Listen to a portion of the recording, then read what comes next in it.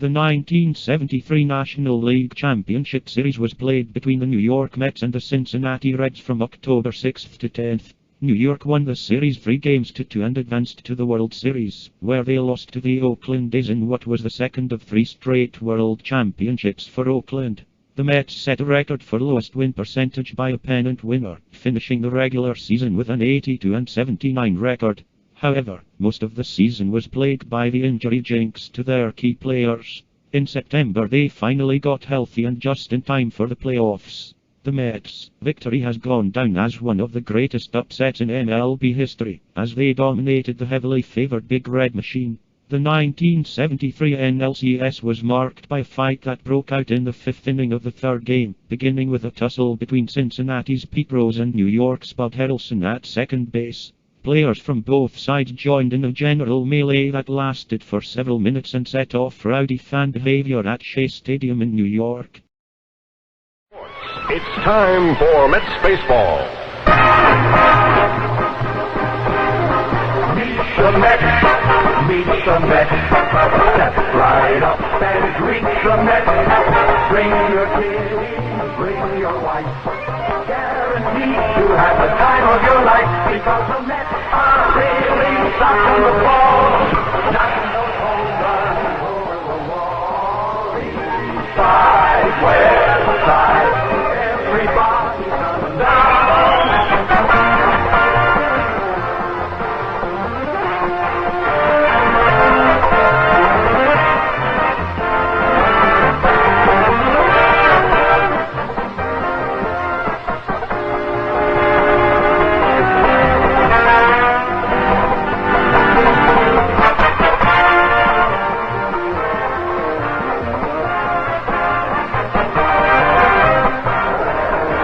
Everybody, this is Bob Murphy with Ralph Kiner and Lindsey Dalton. A magnificent day in New York. The skies are clear, the temperature in the low 70s, the breeze blowing in from home plate towards center field. This is it. Today's game is for the National League Championship, with the starting lineups and the batting orders for today's game that decides the National League Championship. Here's Ralph Kiner. All right, Bob Murphy, and for the Mets, Wayne Garrett will lead off and play third base. Batting second, the second baseman, Felix Meehan. Batting third, playing right field, Cleon Jones. Batting fourth and playing first base, John Milner. Batting fifth, the left fielder, Ed Kranepool. Batting sixth and catching, Jerry Grody. Batting seventh, playing center field, Don Hahn. Batting eighth, the shortstop, Bud Harrelson. And Tom Seaver, the pitcher, batting ninth. For the Cincinnati Reds, Pete Rose will lead off. He'll be in left field. Batting second and playing second base, Joe Morgan. Batting third, the third baseman, Dan Dreesen. Batting fourth, playing first base, Tony Perez. Batting fifth, the catcher, John Bench. Batting sixth, playing right field, Ken Griffey. Batting seventh, the center fielder, Cesar Geronimo. Batting eighth and playing shortstop, Darrell Cheney. And the pitcher, Jack Billingham, batting in the ninth position. The umpires at home plate. The home plate umpire calling the balls and strikes will be Bruce Froman. Batting umpiring at first base, Jerry Dale. The umpire at second, Ed Sudol. The umpire at third, Ed Bargo. The left field umpire, Chris Palakudis. And the right field umpire, Bob Engel. Now Grody's throw on down to second base, and we're all set to go.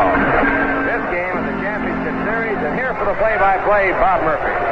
All right, Ralph, thank you very much. Hi, everybody. Pete Rose will lead off against Tom Seaver for the National League Championship. Today's fifth and deciding ball game. Pete Rose, the leading hitter of the series, 6 hits in 17 times at bat, and 2 home runs, including the game-winning home run yesterday. Seaver into his windup, the pitch. Strikes ball, a fastball at the letter. It was Seaver and Billingham last Saturday at Cincinnati in the first game of the series. Pete Rose hitting left-handed, batting out of a crouch. Here's the pitch. Fouled down the left field line, no play. Rusty Staub forced to miss the one game more than any other he would like to have played in his lifetime. Rusty crashed into the fence yesterday and making a spectacular catch of a ball hit by Dan Dreesen. 2-strike count on Pete Rose. Seaver into the windup. Now the pitch. Curve outside. 1 ball, 2 strikes. In the infield for New York, John Milner is at first. Felix Mian checking out the sunglasses at second. Buddy Harrelson at short. Wayne Garrett at third. Ground ball hit hard right at Felix Mian. He's up with it. Throws to over, one down.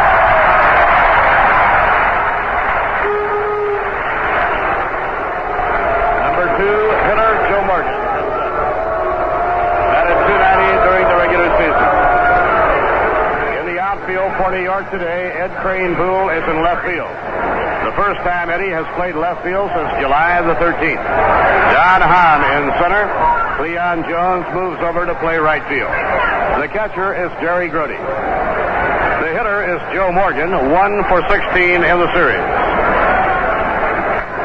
The pitch by Tom Seaver. Curve at the knees, strike 1. Seaver pitching on 3 days rest. Pitched the complete game, losing 2-1 Saturday afternoon when bench homered in the last of the 9th inning. The winner of today's game will be playing the winner of the Baltimore-Oakland series in the World Series. Oakland leading 2-1. They will play again this afternoon. In comes the pitch to Morgan in the dirt. 1 ball and 1 strike.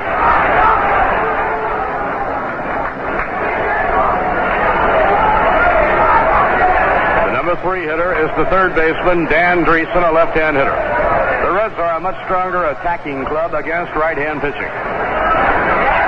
Just missed. 2 balls and a strike to Joe Morgan. During the season, Morgan finished second to Lou Brock of the Cardinals in stolen bases. Brock swiped 70 and Morgan 67. He set a Cincinnati club record for home runs for a second baseman. He clouded 26. Now Seaver getting his sign from Grody.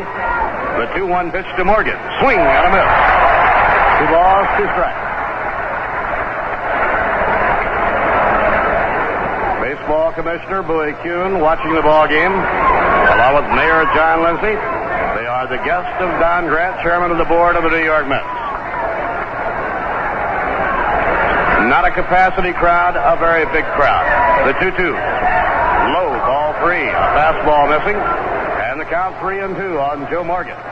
We are just underway at Shea Stadium. 1 out and nobody on. Mets playing the outfield around to right. Pitching 3-2. Foul ball, no play. Into the dirt near home plate, picked up by Jerry Grody. The Met pitching staff has held Cincinnati to a 179 team batting average in the championship series. But the Reds have delivered the long ball at the timely moment. They did so yesterday in evening the series. 3-2 delivery. Ball 4 inside. Morgan is on. Now here is the man who stole 67 bases in the regular season. It is the first time in the series that he has reached on a walk. He will bring up Dan Dreesen. Rookie third baseman Dan Dreesen hit over 300. In the series, 1 hit at 8 times at bat. He has been platooned with Dennis Menke. Dreesen was hitting over 400 when he was called up from Indianapolis of the American Association in June. Tom Seaver now will work from the stretch. And he lobs the ball to first. You must keep a very wary eye out for Joe Morgan. Tony Paris, batting cleanup, is kneeling in the on-deck circle. The infield looking for the double play. The runner goes, and it's foul coming back. Morgan stumbled, but it was on his way. The pitch, a fastball, fouled off by Dreesen. The Reds playing hit and run.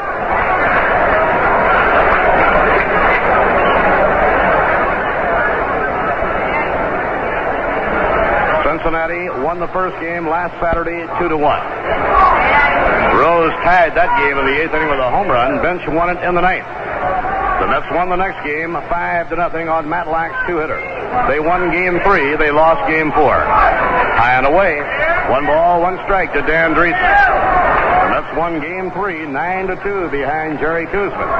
They lost in 12 innings yesterday when Rose won the game with a home run. There goes Morgan. The pitch bounced foul, no play, as again they play hit and run. Grody hit hard on the mask by the foul ball. Time taken for Jerry Grody. He took the brunt of that foul tip coming off the bat of Dan Dreesen with Morgan running on a hit and run play. And the count is 1 ball and 2 strikes. Bruce Roaming, the plate umpire, calls for trainer Tom McKenna to come out. Now Grody appears to be looking at his throwing hand. Or perhaps looking at the mask. It did appear the ball struck him flush on the mask.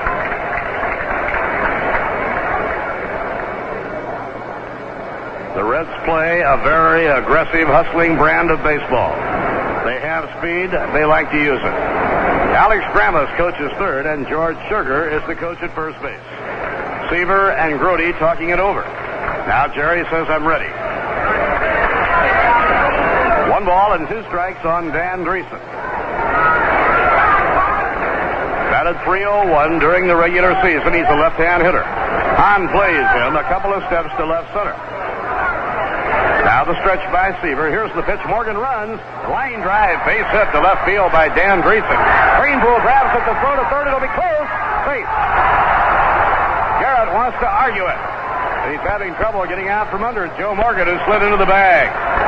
And the Reds have runners on first and third. They played hit and run, and Dreesen drilled a single to left field.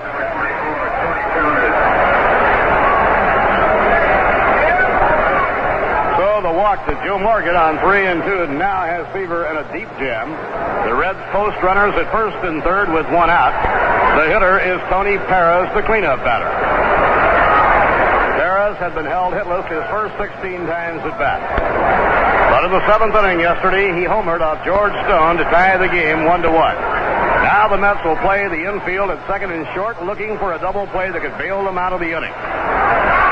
Seaver up in pitching position. Delivers to Perez. Fastball low. Grody bluffs the throw to third. The on-deck batter is Johnny Bench.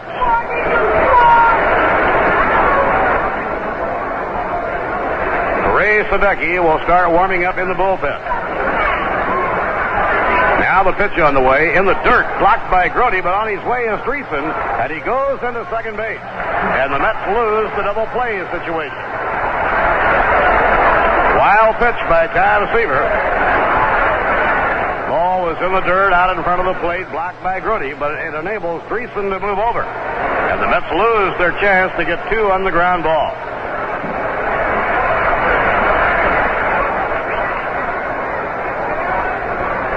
Runners on second and third, 1 man away. And Seaver behind on Perez, 2 balls and no strikes. And the pitch on the way. Wide, ball 3. And if he walks Tony Perez, Bench will come up with the bases loaded.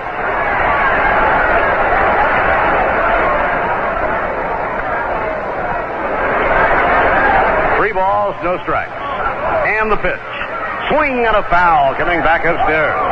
Tony Perez went after the 3-0 fastball. He fouled it off. Morgan is on third, and Dreesen is on second with 1 out.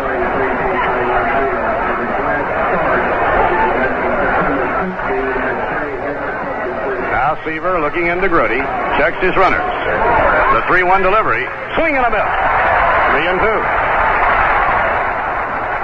Seaver going with his fastball. Now it's 3 balls and 2 strikes. Morgan leading off down the line from third. Dreesen leads off second. Pitching 3 and 2. High pop foul, no play. Back into the crowd. And the count remains 3 and 2.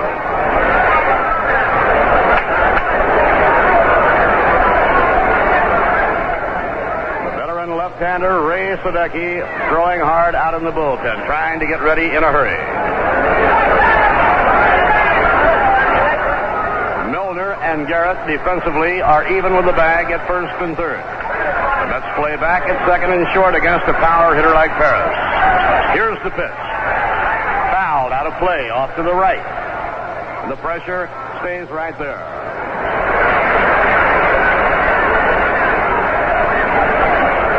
In the series, Pete Rose and Johnny Bench have led the Reds' attack.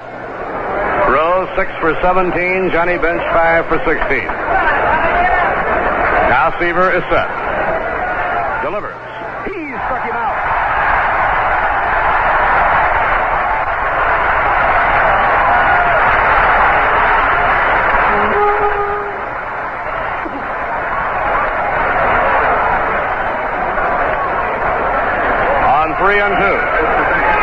O'Hara swings and strikes out on a knee-high fastball. The hitter, Johnny Bench. Bench 5 for 16. It was Bench who beat Seaver Saturday with a home run in the 9th inning. The Mets will walk him intentionally. First base is open. Bench will be walked. And the Mets instead will pitch to Ken Griffey. Griffey, the right fielder and a left-hand hitter. Johnny Bench receiving the intentional pass. So Ken Griffey will be coming up with the bases loaded. Since his recall from the American Association, Griffey has batted .384 with the Reds. In the championship series, the young outfielder is 0 for 3. Ball 4, Bench goes down to first.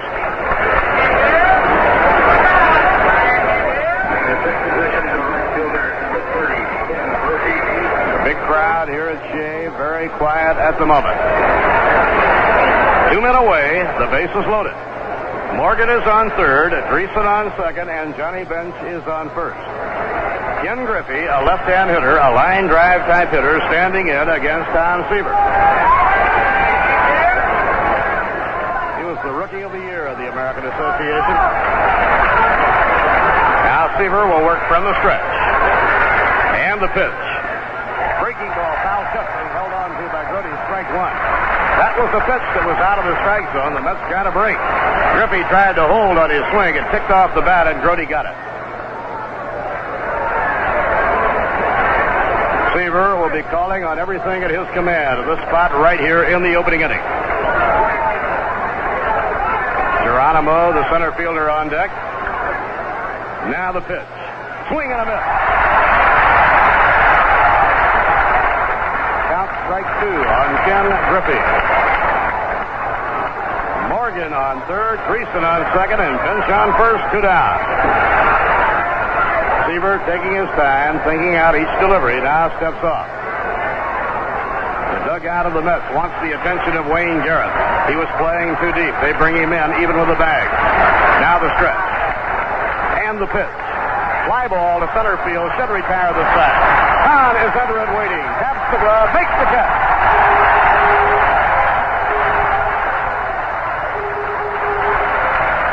No runs, 1 hit, no errors, 3 left off.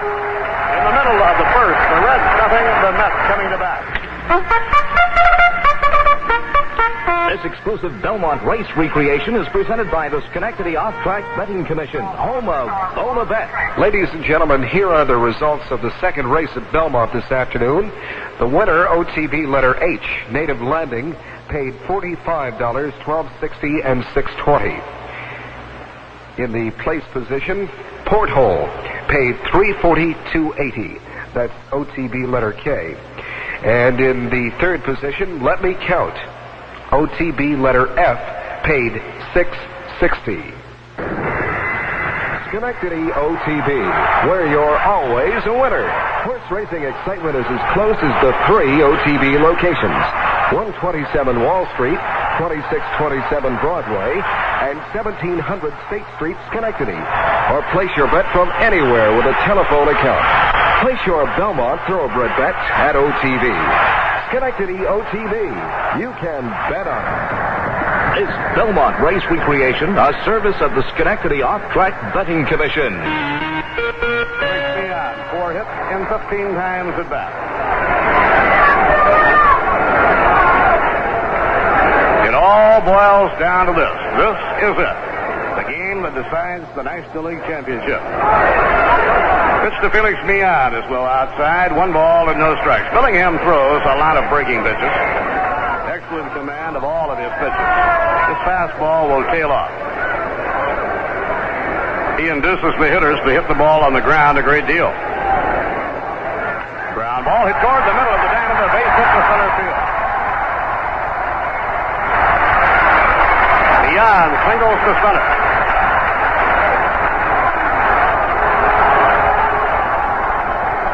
Jones batting third this afternoon comes up. Millan 3 hits and 15 times at bat in the series.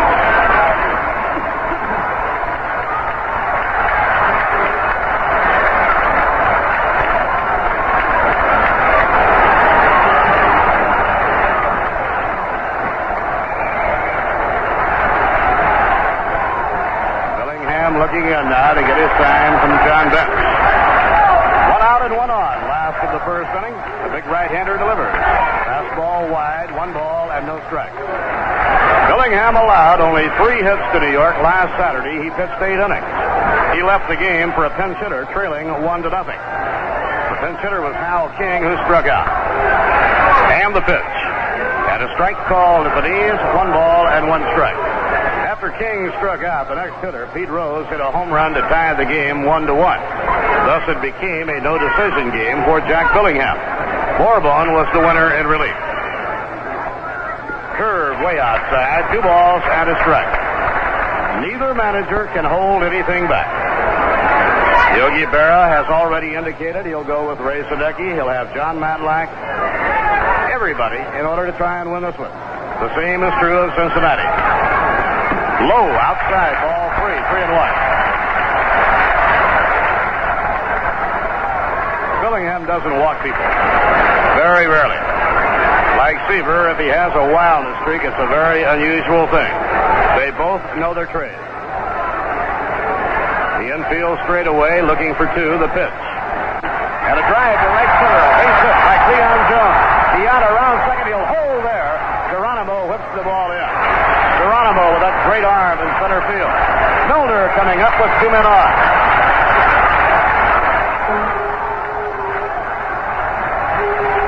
For Cleon, a hard single to right center field. A picture line drive. Milner, 2 hits and 14 times at bat in the series. Had a tough time of it in the month of September.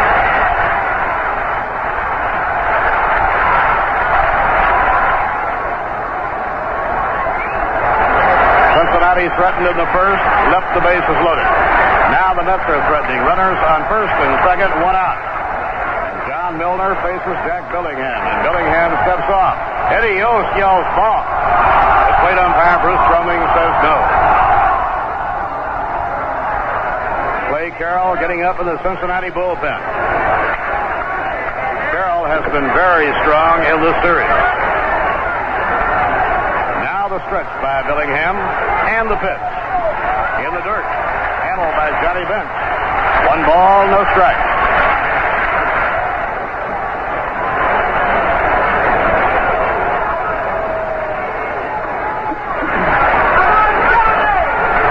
The outfield swings around to right against Milner. The 1-0 delivery. Fastball wide. Ball 2, 2 balls, no strikes. Leon is on second and Jones on first with 1 away. 2 balls and no strikes to John Milner. Yet Cranepool is the on-deck batter. Pitching to an 0. Ball 3 inside. Billingham did something he does not like to do. He came inside trying to surprise Milner, but he missed inside with a fastball. Milner stepping out now, looking around to see if he has the green light. Tony Perez went for 3-0 against Seaver. The pitch. Swung on and foul, coming straight back. Milner trying to hit the ball out on 3-0. Now the count is 3-1. Barely got a piece of it. A foul ball on the ground, coming straight back. Call Jack Billingham. In the set position, delivers. Outside, ball 4, bases loaded.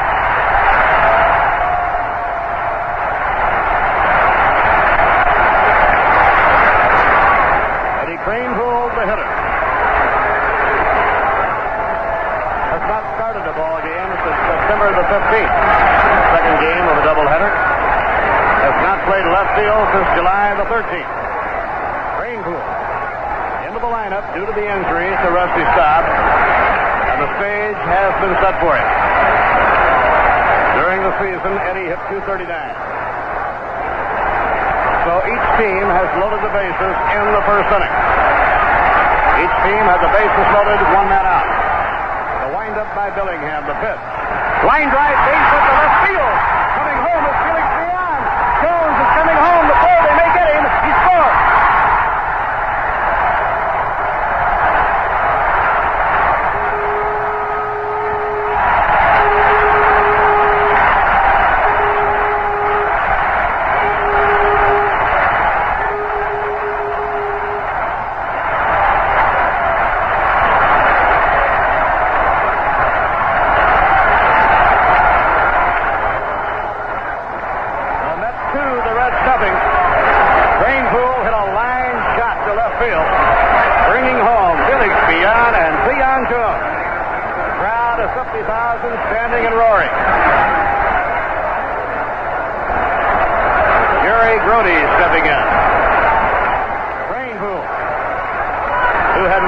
of the game since the 15th of September. Did not waste a moment. He went right after the first delivery by Billingham. He went with the pitch. He hit a shot through the hole into left field. Now Rowdy is the batter facing Billingham. Fastball and strike one call.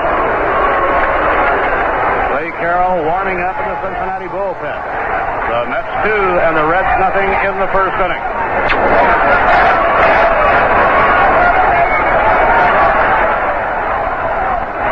Now Billingham comes to the 1-second stop, delivers. Strike call, a fastball on the outside corner. Rowdy 3 for 15 in the series.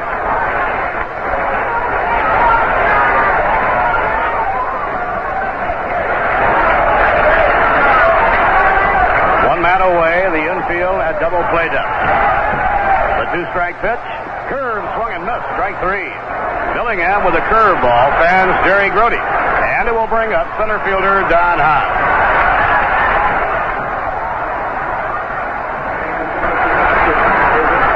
Don Hahn, 4 hits and 13 times at bat in the series. Felix Mian, the club leader, and hits with 5. Hahn, the runner-up, has 4.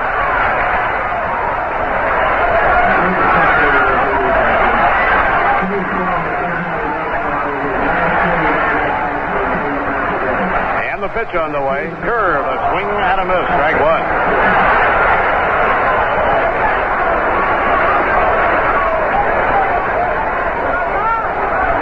Don Hahn getting out of the batter's box for a moment. 2 runs have scored. The Mets lead 2-0 first inning of the game. Billingham settling himself down. Now checks the runners, delivers. Curve, low outside. 1 ball, 1 strike. Johnny Bench now going to the curveball with Billingham on almost every pitch. Greenpool hit a fastball on the outside corner, maybe even a little outside. He went right with it and hit a shot through the hole in the left field. The 1-1 delivery. Ground ball hit slowly to second base. Joe Morgan up with it, throws to first, side retired. 2 runs. There were 3 hits. No errors, 2 left on. At the end of 1 inning, the Mets 2, the Reds nothing.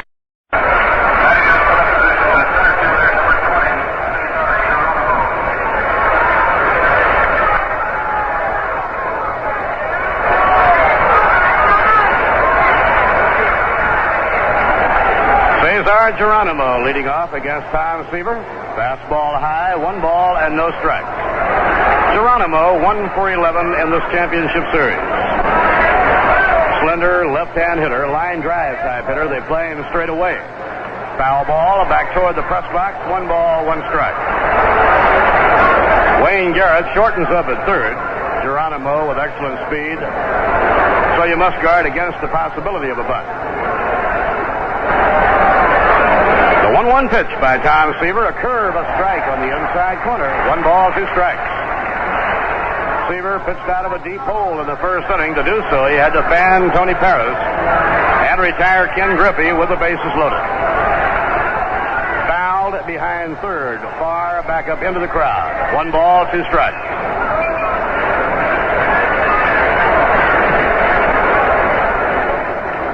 New York leading 2-0, top of the second. Nobody out, nobody on. Darrell Cheney will be up next. Now the pitch.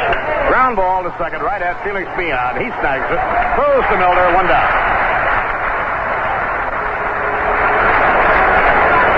1 out and nobody on. Cheney will be coming up.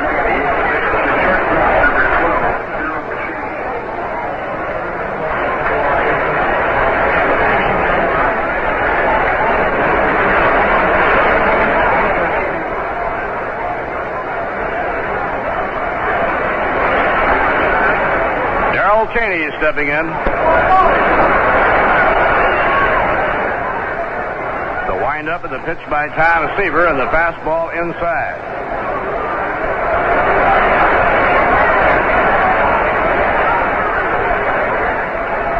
In comes the pitch. Swing and a miss at a knee-high fastball. 1 ball and 1 strike. Darrell Cheney faced Seaver twice last Saturday. It was struck out both times. 1-1 delivery. Curve foul back toward the crowd. No play.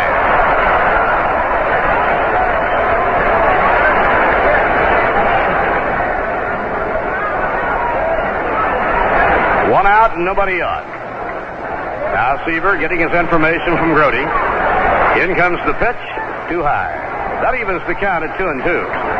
Center fielder Dan Hahn playing shallow and over to left center against Cheney, batting left-handed.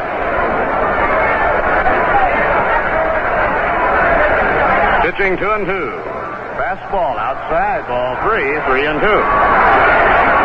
Late in the season, Yogi Berra, as the Mets came driving down the stretch, moved things up with his pitching rotation.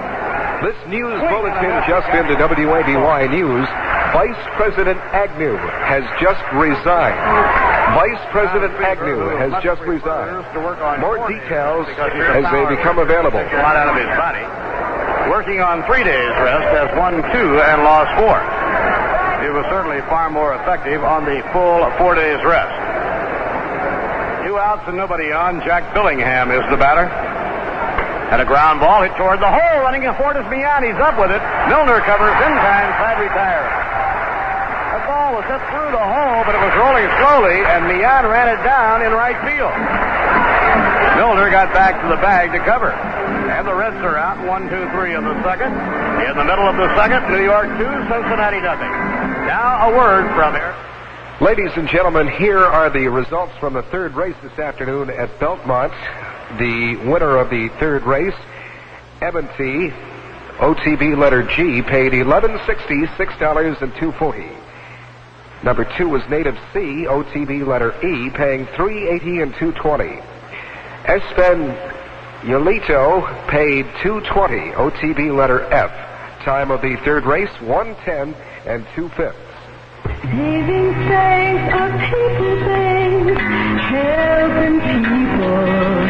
That's what saving things are all about, all about. If a high return on your savings is important to you, save at Cahol Savings Bank. 5.47% annual yield on day in to day out and regular savings accounts at the new high rate of 5.25%. Anticipated, compounded daily, and paid quarterly as of July 1st. Increased rates on new savings certificates when held to maturity can give you an effective annual yield of up to 7.35% on 4-year certificates at the new high rate of 7% a year guaranteed. Premature withdrawals are subject to substantial penalties as required by regulatory authorities.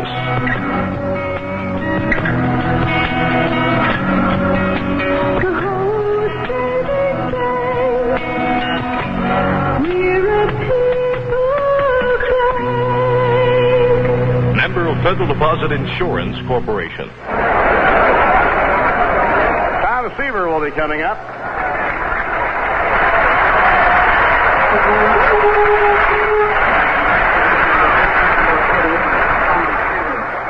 When Seaver opposed Billingham Saturday in the first game of the series, he doubled home Buddy Harrelson in the second with the only run the Mets scored that day. Now the windup and the pitch.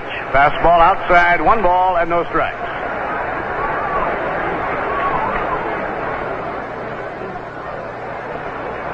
Ed Cranepool singled 2 runs home in the first inning. And a strike on the outside corner, 1 ball and 1 strike.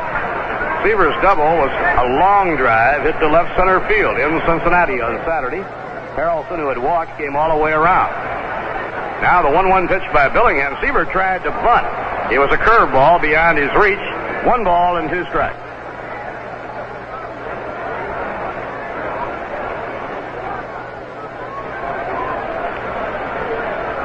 Leadoff batter Wayne Garrett waiting on deck. And a grounder foul. Seaver ripped that. A hanging curveball that pulled it foul. Missed the bag at third by probably a couple of yards. Count remains 1 ball and 2 strikes. A beautiful day in New York. A high, endless, brilliant blue sky. Bright sunshine. A perfect day. The 1-2 pitch. Breaking ball outside. 2 balls and 2 strikes. The Mets scored 2 runs on 3 hits and a walk in the opening inning. Mian started the rally with a single to center. Ground ball hit the second base. Joe Morgan keeping busy. Throws on to Tony Paris for the second out. Morgan now has thrown out 4 hitters. 2 outs, nobody on. Wayne Garrett lingering around the on-deck circle, waiting now for Tom Seaver to get back to the dugout. Wayne 0 for 1 was thrown out by Morgan in the first inning.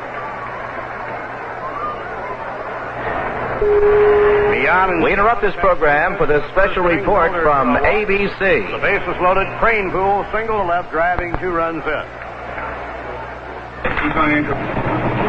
This is a special report from ABC News, New York. Vice President Spiro Agnew has resigned. That word within the past 20 minutes from Agnew's secretary and from White House officials. Agnew has been under federal investigation in connection with alleged kickbacks in Maryland. Agnew's secretary in Washington, Mrs. Lisa Brown, said Agnew's staff was told of the resignation at a meeting this afternoon. Mrs. Brown was in tears. A White House official says Agnew told President Nixon of his decision to quit last night. At the White House, News Secretary Ron Ziegler had no comment, but grim-faced White House aides gathered around News Service printers, watching as machines ticked off word of Agnew's decision. There have been developments in Baltimore. Here's a live report from ABC's Sam Donaldson. The Vice President of the United States, Spiro T. Agnew, has resigned his office and here in a courtroom in Baltimore has been found guilty of 1 count of income tax evasion for the year 1967. The federal judge Walter Hoffman has sentenced Mr. Agnew to 2 to 5 months in prison and a $10,000 fine. But the prison sentence has been suspended. He is on probation and will not actually go to jail.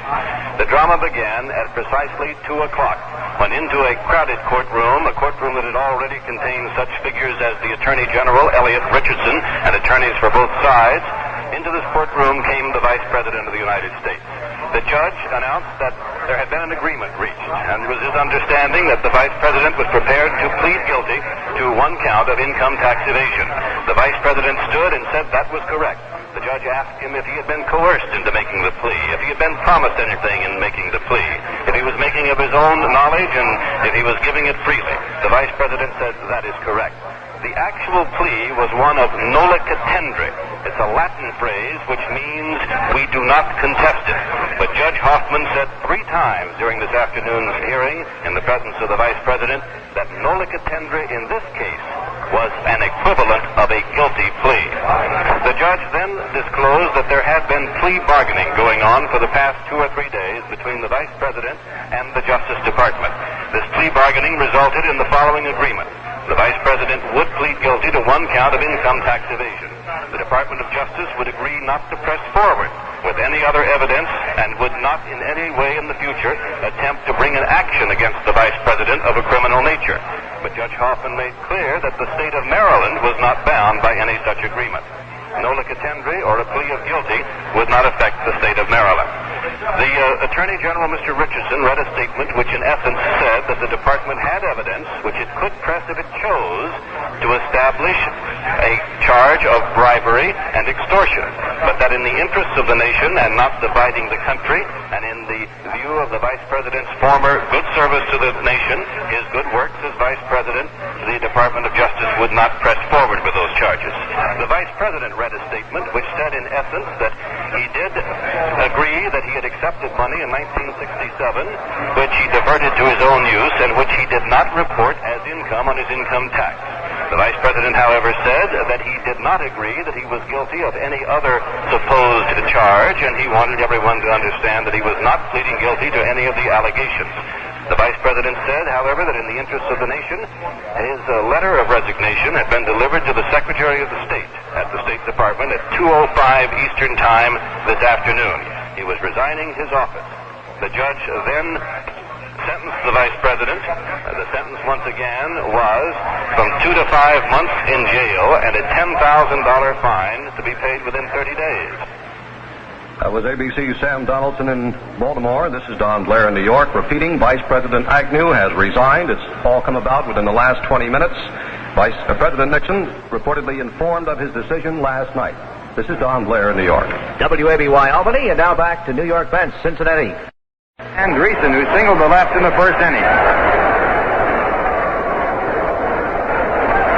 Time is called as Tom Seaver talks over the situation with his shortstop and second baseman as to where they should be playing.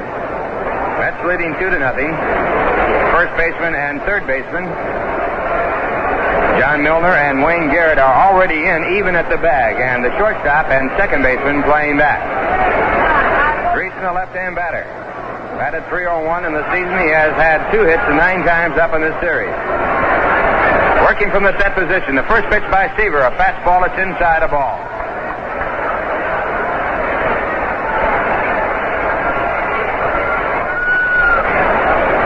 Seaver again from the set position, holding the runner tied at third.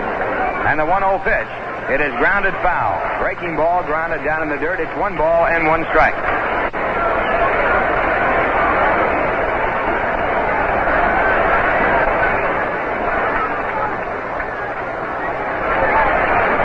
Outfield about straight away. The Shadows have now moved to home plate. The rest of the field is in bright sunshine. And Seaver has the sign, goes to the set position. His 1-1 delivery. It is hit to left. It will score a run. Crane pulled over to catch the ball. He's under it. And he makes the catch, and Morgan scores without a play. So the Reds get their first run. It's now a 2-1 ball game in favor of the Mets. Run batted in for Dreesen, and the batter coming up is Tony Perez, who was struck out on a 3-2 fastball in the first inning.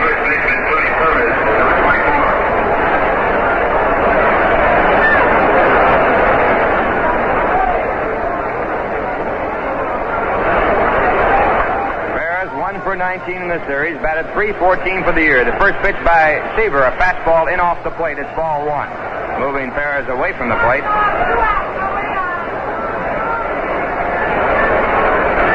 Seaver into the windup, the 1-0 pitch.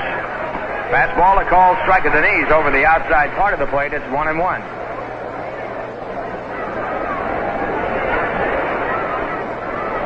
Now Tom into the windup and the 1-1 delivery. Fastball hit the short. Bad hop, but handled, bobbled, picked up, and thrown to first in time. Bud Harrelson bobbled the ball, picked it up, and got Tony Perez at first base by a fairly good margin.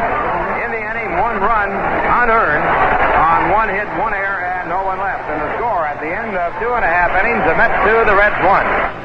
Mr. John E. Kelly of Topsfield, Massachusetts, recently traded his 1971 Subaru for a new 1973 Subaru 4-door sedan. As Mr. Kelly told us, I'm a salesman and I drive for a living. When I first drove a Subaru back in 1971, I was sold on the front-wheel drive. In 2 years, I drove over 91,000 miles and I spent less than $20 for normal maintenance. So I naturally bought a second Subaru. No other car can touch them for economy and dependability. Not at 30 miles per gallon. It's a lot of car for very little money. Everything else I'd want, like the radio and the deluxe interior, is included. A Subaru is a great car. Every day, more people trade for a Subaru with a quadrizontal engine. Test drive one yourself and see why. Your new Subaru dealer in Capital Land is Fred Carl's New Salem Garage. That's right, the area's oldest and largest Saab dealer now stocks a complete line of Subaru to give you a better selection of quality economy cars. Fred Carl's New Salem Garage, Route 85, New Salem. 14WABY. Going to the Met half in the third. The Mets leading 2-1, and the first batter will be Felix Meehan, who singled in the first. To get a 2-run rally started, it saw the Mets take a 2-0 lead. Reds got a run back in the top of the third, driven in on a sacrifice fly by Dan Dreesen after Morgan had doubled and moved to third on a fielding error by Jones and Wright. First pitch to Meehan by Jack Billingham, a fastball over the outside corner, called strike. Have had 3 hits. The Reds have had 2. The pitch back to Meehan, a curve. It's inside, 1-1. In the first game of this series, Billingham was shaking the first couple innings and settled down to retire 16 batters in a row. The 1-1 pitch. Fastball hit down to third. Fielded by Dreesen. A good play there. The throw to first in time for the out. 1 away, and the batter coming up, Cleon Jones. Cleon singled to right center field in the first inning off a 3-1 fastball. Leon now has had 4 hits and 16 times up. He's batting .250 in the championship series. He batted .260 in the season.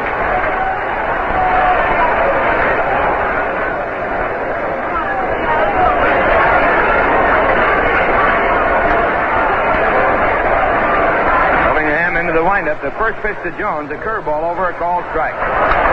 In the first inning, Billingham was having trouble getting his curveball over. The right-hander back, and the curve is hit hard foul down the third base side. It's a strike 2 count.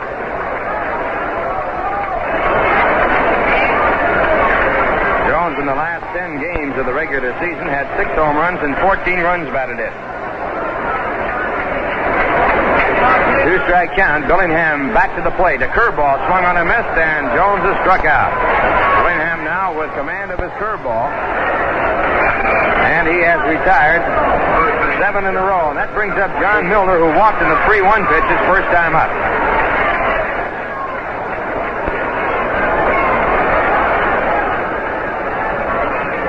Milner has had 2 hits and 14 times up in this championship series, and there is a high pop-up out to shallow left center field. Under the ball, the shortstop, Darrell Cheney. He makes the catch, and that's another 1-2-3 inning for Jack Billingham. And the score at the end of 3, the Mets 2, the Cincinnati Reds 1.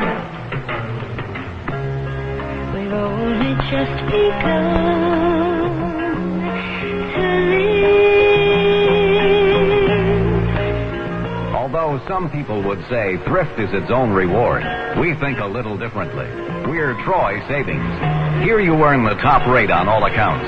And the reward is the way your money grows. Whether you're just starting out or you're well on your way, now is a good time to begin saving.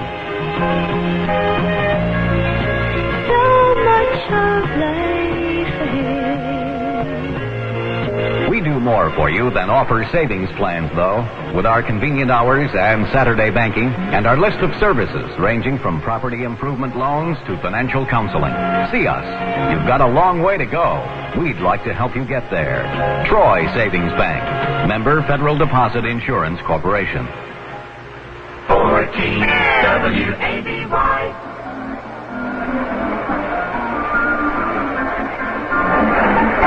We're going to the top of the 4th inning. The Mets leading 2-1. And Tom Seaver getting set to go, and he'll be working against Johnny Bench as his first batter. We pause for station identification. This is the New York Mets Baseball Network. In the Capital District, this is the home of the New York Mets. WABY, Albany. Along with Bob Murphy and Lindsey Nelson from Shea Stadium. Johnny Bench, the first batter for the Reds. He was walked intentionally in the first inning. He has had 5 hits and 16 times up in the championship series. And Seaver into the windup. His first delivery. Curveball over, a called strike. Seaver has struck out 2. He has walked 2. 1 intentional. 1-strike pitch. Fastball, check swing, bouncing ball out to second base, fielded by Meehan by the edge of the infield grass to throw to first base for the out. 1 away, and the batter coming up is Ken Griffey. He flied out to center field with the bases loaded his first time up in the first inning. He is 0 for 4 in the championship series. He has batted at a .384 clip in 86 games with the Reds since his recall from Indianapolis, where he was the most valuable player in the American Association. First pitch, a curve, swung on and missed, strike 1. He got 9 hits in his first 20 times up in the major league.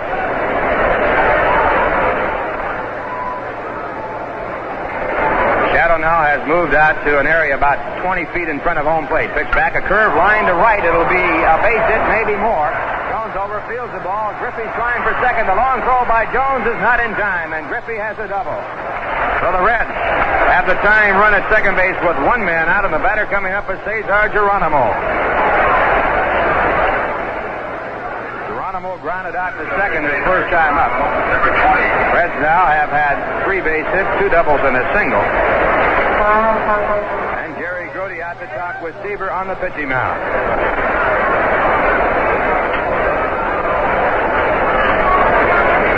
Also in there to say something to his roommate, Bud Harrelson. Now Bud going back to his shortstop position as Grody comes back to send out the sign. Clay Carroll is getting set to warm up in the bullpen for the Cincinnati Reds as they work down to the lower part of the batting order. Geronimo, a left-hand batter, has had 1 hit and 12 times up in the series. And the first pitch is inside, a fastball missing, ball 1. Larry Stahl is by the bat rack. He might bat for the shortstop. Darrell Cheney is on deck. Now the 1-0 pitch, and Geronimo fouls it back into the stand. 1 ball and 1 strike.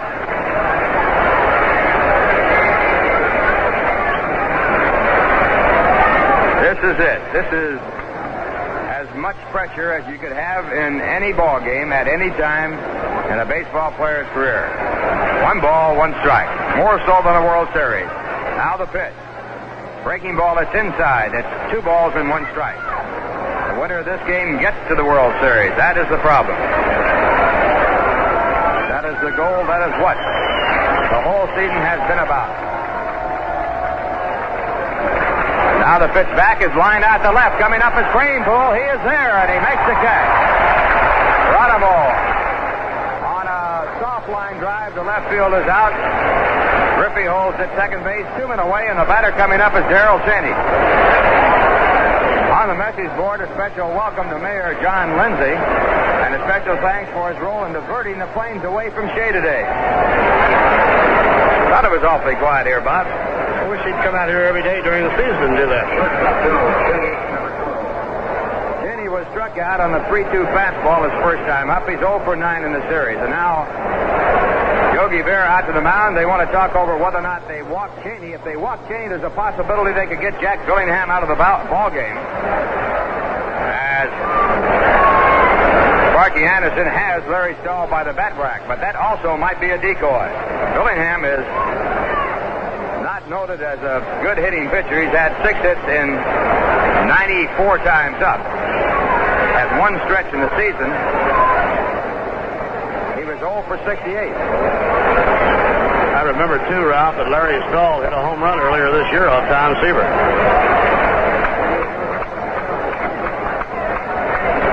Now the decision has been made. And they are going to walk Darrell Cheney. We'll see what Sparky Anderson will do. Whether he'll go to a pinch hitter for the pitcher, Jack Billingham, or whether he'll let Billingham hit. There's the first pitch outside. It's ball 1. Cheney batted 181 for the season, but right here, the move might be more to get the pitcher out of the ball game. There's the pitch outside. It's ball 2. And ball 3. Clay Carroll has quit throwing in the bullpen for the Cincinnati Reds. He has gone over to put his jacket on. And there's ball 4, and Cheney is walked. That puts runners at first and second. That also puts the go-ahead run at first base. 2 men away, and Billingham is going to hit. So, Sparky Anderson using a decoy by having Larry Stahl at the bat rack. And now Billingham, the batter, he grounded out to second his first time up. And the pitch. Fastball hit out to Vion right at the edge of the outfield grass. He picked it up on the short hop and throws to first base for the out. That ball a tough chance to handle by Vion. He made the play and the side retired. No runs, 1 hit, no errors, and 2 men left in the score at the end of 3 1/2 innings. The Mets 2, the Reds 1. Don't sign your name till you see Bumstead. Bumstead Chevrolet. It's 1974 at Bumstead of Troy, and the Dealmakers' New Year's celebration is in full swing with the most spectacular lineup of new Chevrolets ever. That celebration is spelled S-E-L-L, and that's what the Bumstead Dealmakers are doing. It's time to trade up to a new 74 Chevy, and the Dealmakers will make you an offer you can't refuse. See him now. Happy New Year from Bumstead. Until you see Bumstead Chevrolet. 2 city blocks in downtown Troy, 5th Avenue to 7th Avenue on Congress Street. WABY. And address your letter to ticket manager, New York Mets, Shea Stadium, Flushing, New York, 11368. That's ticket manager, New York Mets, Shea Stadium, Flushing, New York, 11368. Remember, that gift certificate can be used for any game that stays throughout the season. They make ideal Christmas gifts. Stanley fans, the ticket department at Shea Stadium is open all winter. You might want to look ahead to the exciting baseball season of 1964 at Shea. Kranepool getting a hand. He drove in 2 runs with the bases loaded in the first inning his first time up. Ed playing in his first ball game since September 15th, replacing Rusty Staub. And the first pitch by Billingham, a curveball low at ball 1. Mets have 2 runs on 3 hits. The Reds have 1 run on 3. Kranepool singled to left to score Felix Leon and Cleon Jones. Now the pitch back by Billingham, hit on the ground towards second base. It's fielded by Morgan to throw to first for the out. One away, and Jerry Grody coming up. Grody was struck out his first time up on 3 pitches, 2 fastballs and a curve.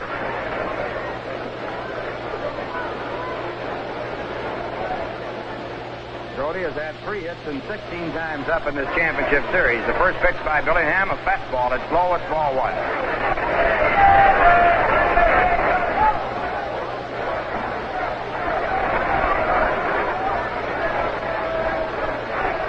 Pitch back, way outside, also low. 2 balls and no strikes.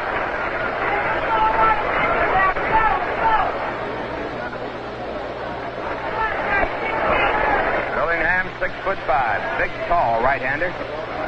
And it's 2-0 the pitch. Grounded slowly out to third. Reason comes in, bobbles the ball. And Grody is safe on the air. By Dan Dreesen, the third baseman, as he could not handle the half-hop as he charged in. He had a relatively easy play. The Mets have a base runner, and the batter coming up is Don Hahn.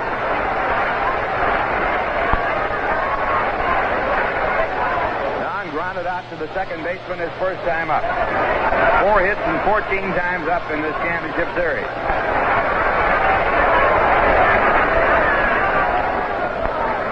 Grody at first base. Billingham working from the set position, a curveball that is swung on a miss, and the pitch was outside.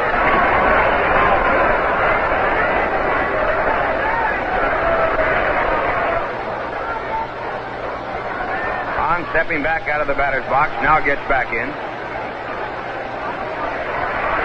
Billingham to the set position. Here's the pitch. Fastball way outside. It's 1 ball and 1 strike.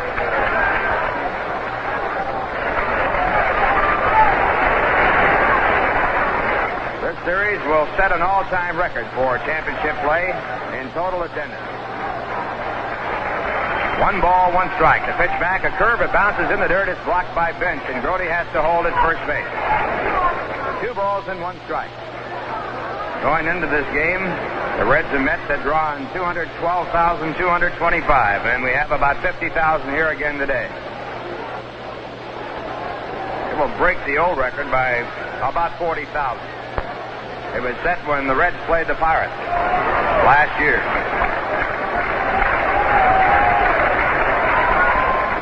Two and one, the count to Don Hahn. Grody edging off at first base. Possibility of a hit and run play. He does not go. The pitch is fouled into the stands. 2 balls, 2 strikes.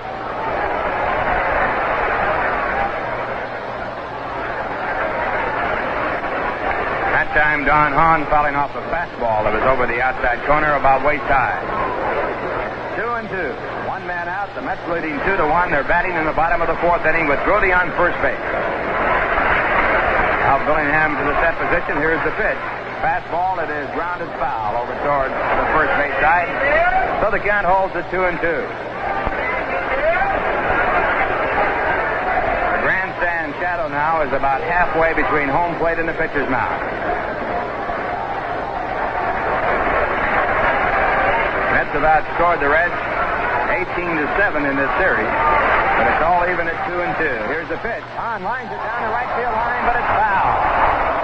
Foul ball down in the right field area, and the count again at 2 balls and 2 strikes.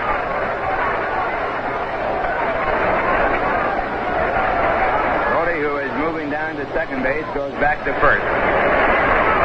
Baltimore scheduled at Oakland. Oakland leads that series 2-1.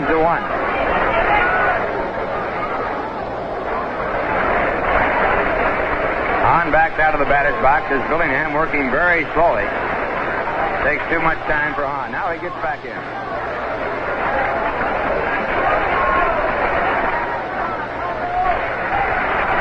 And again the 2-2 pitch. Curveball. It's popped foul back into the stand. Again a tough pitch to hit as Billingham went over that outside corner, but Hahn spoiled the pitch and the count remains at 2 balls and 2 strikes. Billingham had a 3.04 earned run average with a 19-10 record. He pitched 7 shutouts. Had led the National League. And again. He sets up. Here's the pitch. Curveball. It's fouled back again. This time the curve, a good pitch to hit, a high inside breaking ball. But Hahn fouled it off, and the count remains at 2 balls and 2 strikes.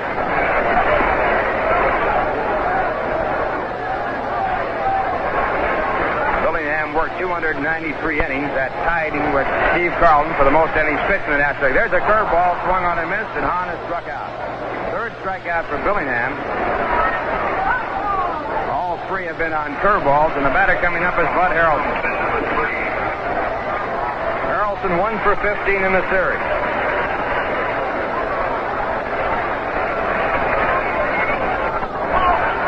Bud saw one pitch his first time up and grounded out to second. Mets leading 2-1, 2 men out, bottom of the 4th. Rowdy the runner at first.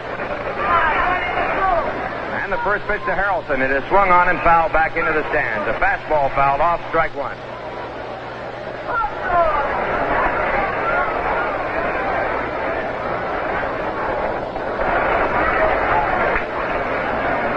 Bud had a good hitting year for his personal record. Hit .258 for the season.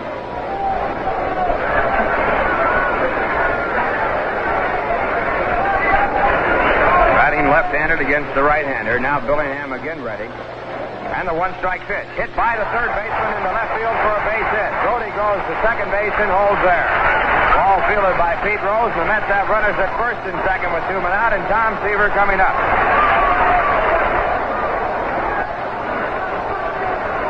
Seaver grounded out his first time up, grounding out to second. He drove in the only run off Billingham in the first game of the series when he doubled into left field to score Harrelson from first base. Harrelson had walked. Seaver drove in 5 in the regular season. He had 15 base hits. Right-hand batter in the first pitch by Billingham. Fastball taken over the inside part of the plate, a called strike.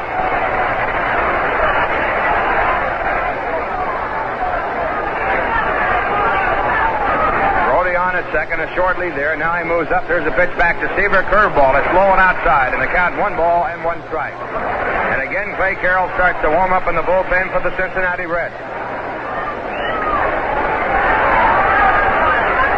1-1 the count. Billingham's next pitch. Seaver swings and fouls the ball. Grounds his foul. It's 1-2.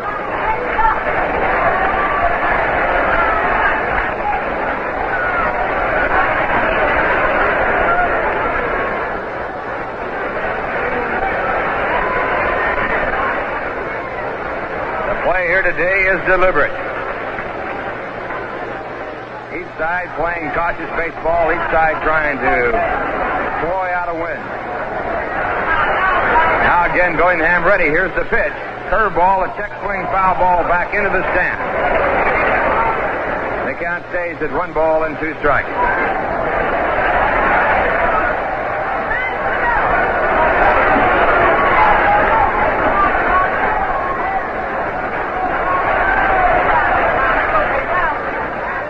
Pitch. Fastball, it's outside. Just off the plate, 2-2.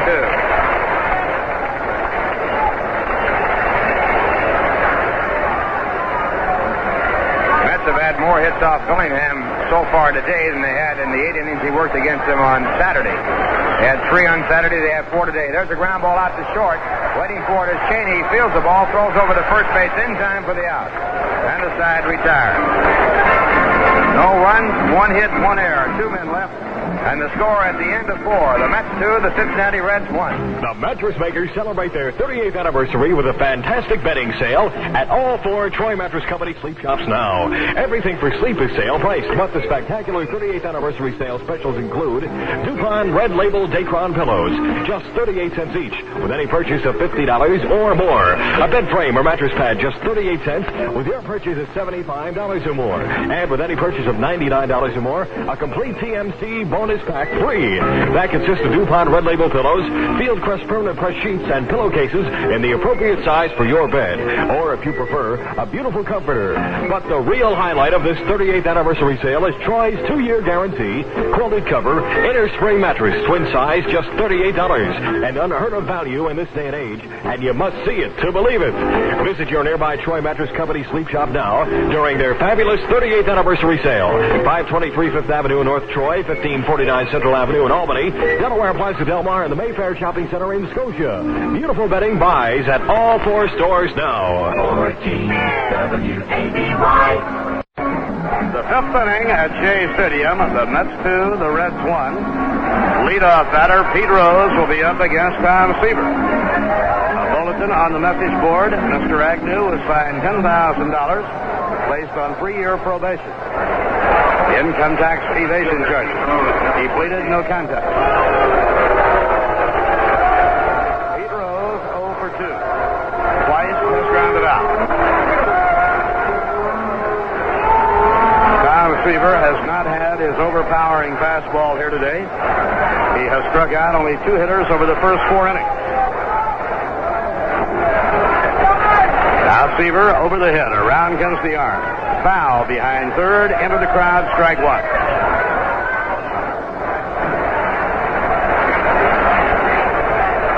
Joe Morgan will hit next, and then Dan Dreesen, the top 3 men in the Cincinnati batting order. And a looping drive over toward the left field line. It will be a base hit. Pete Rose around first is on his way to second. The ball gets by Cranepool. Rose goes into second. And the tying run is on second base. Nobody out. Rose had no intention of stopping at first. And it will be scored, a 2-base hit, no error on the play. In order to score an error, you had to assume that Cranepool could have thrown Rose out. He took an inside-out swing and looped a drive over near the left field line. Now the Reds have the tying run on second, nobody out, and the batter is Joe Morgan. Morgan has walked and doubled to right field. And the pitch by Seaver, he squared around to bunt, took a fastball, a strike. Tom Seaver has had only 1 easy inning, and that was the second. Dreesen behind Morgan in the batting order. Tom Seaver checks the runner at second, kicks the leg, delivers. Fouled on a full swing, it comes straight back. And the count is strike 2 on Morgan, a very tough man to fan. Morgan, 2 hits and 17 times at bat in the series. Hit .290 over the regular season. Each team has 4 hits. Tom Seaver checks the runner at second. The pitch to Joe Morgan. Ground ball hit slowly down to first base. Grabbed by Milner with his bare hand. He touches the base in time. Rose goes to third. Beautiful reacting by Milner. The ball took a bad hop. And Milner lunged forward and grabbed it with his bare hand. The tying run is on third.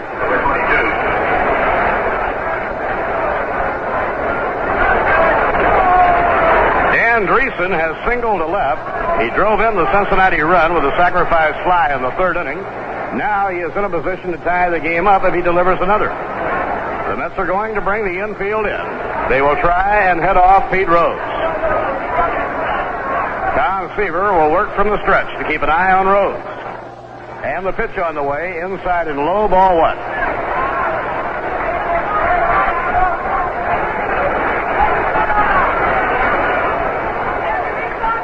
1 ball, no strikes to Dreesen, the left-hand hitter batting from a crouch. Had a swing and a miss. A fastball by Seaver, 1 ball and 1 strike. Tony Perez, the on-deck batter. We are in the 5th inning. Millan and Harrelson about 3 strides back off the edge of the grass. The 1-1 pitch. Inside and low. Curveball just missing. 2 balls, 1 strike. Dan Dreesen was tearing up the American Association. The Reds brought him up in June. The 2-1 delivery. Inside. On the inside corner, a strike. It's 2-2. Breaking ball by Seaver, a hard slider. Now it is 2-2. Tom has struck out only 2. Not many for him at this stage of a ball game. He is in need of 1 here. The 2-2 pitch. Ground ball, bounce to second base. He holds Rose at third, throws to first.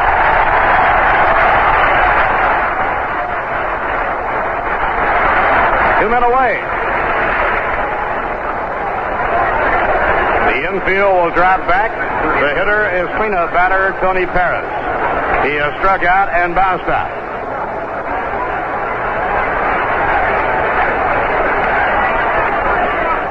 Now the infield back deep. Seaver catching his breath, standing back away from the mound for a moment.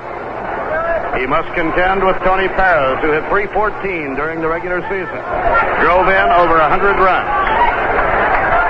Long ball, right-hand hitter. The windup by Tom Seaver. The pitch to Perez. Fastball outside. 1 ball, no strikes. Pete Rose is on third. 2 men away, top of the 5th inning. Mets 2 and the Reds 1. Now Seaver winding. Had a drive hit hard to right center field, a base hit to tie up the ball game. Jones runs it down on a hop.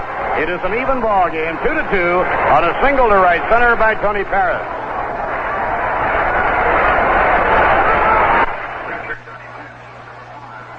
It was Perez who homered to tie up the game yesterday.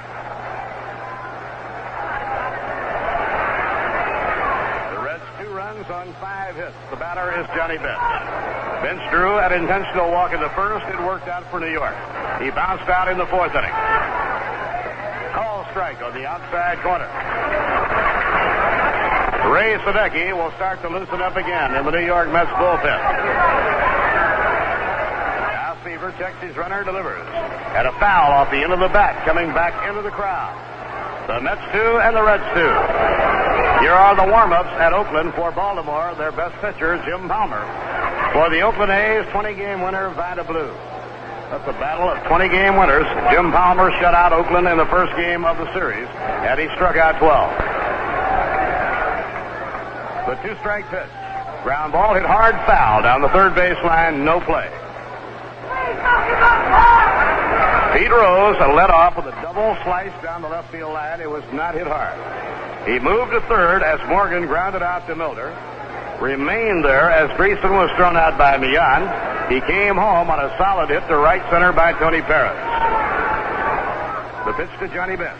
High pop fly into short left. Buddy Harrelson backpedaling. Arm signal. He's under it, and he has it. Reds tied up. 1 run, 2 hits, no errors, 1 left. In the middle of the 5th inning, Cincinnati 2, New York 2. You meet a lot of different people over a counter at McDonald's. Steve Milanese, a McDonald's counterman. This is my first job, and it's an amazing place to work. You get to serve a lot of people like you'd like to be served. Friendly, and I like that. You and your family deserve a break at McDonald's, and people like Steve Milanese are what that break is all about. You've got to enjoy what you're doing. It's not just the money, but that's sure part of it.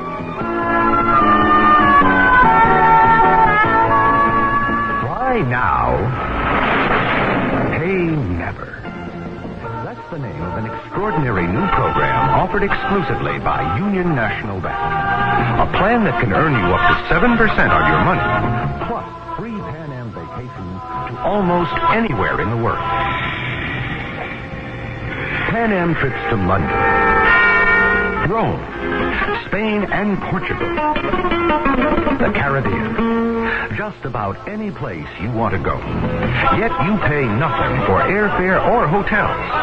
The Fly Now, Pay Never plan is based on buying Union National savings certificates for $5,000 or more and leaving them on deposit for 2.5 years or more. For details, call or stop at any office of Union National Bank. Just tell them you want to fly now. Substantial interest penalty is required for early withdrawal. WABY. Billingham winding, the pitch to Garrett, wide, ball 1. Wayne has only 1 hit in 20 times at bat in the championship series. He had a very hot bat all through September. Low and outside, 2 balls, no strikes. A number of We Believe banners scattered around Shea Stadium. It became the battle cry of the Mets in September. The 2-0 pitch. And a drive in the air toward right center field. It could be in for a base hit. It is. Gets by Geronimo. Goes back to the wall. Garrett is on his way to second. He'll round second and hold up with a double.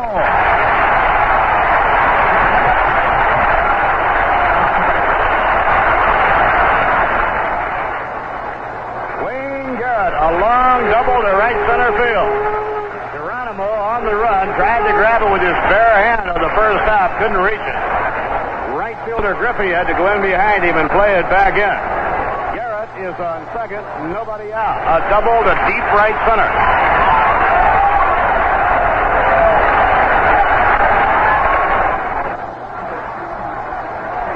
Felix Beyond stepping in.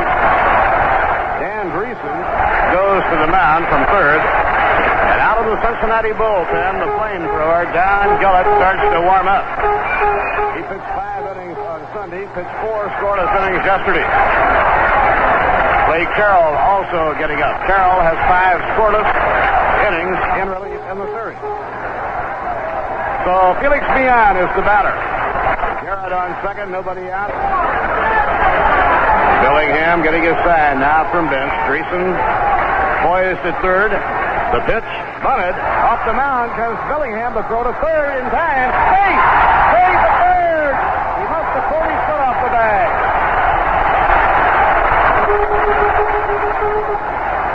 Nobody has called time, and Beyond is dancing around between first and second. Now he goes back. The throw was there in time. I think he must have pulled his foot off the bag.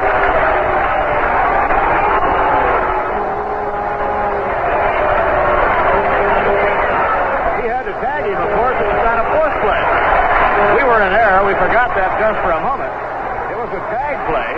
The tag was never made. So it's a mental mistake by Dan Dreesen, and we got faked out on it. It was not a forced play.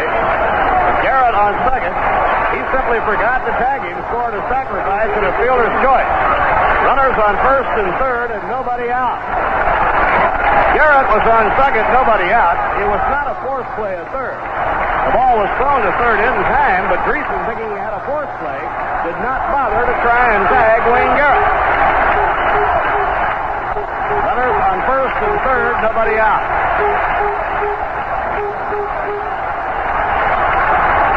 Leon Jones, the batter. Reds are going to play the infield for the double play at second and short. Play in at first and third. The stretch by Billingham, the pitch. And a long fly ball hit deep to left. Back goes Pete Rose, way back. Over his head, a base hit off the wall. Garrett will come home. The Mets lead 3-2. Runners on second and third.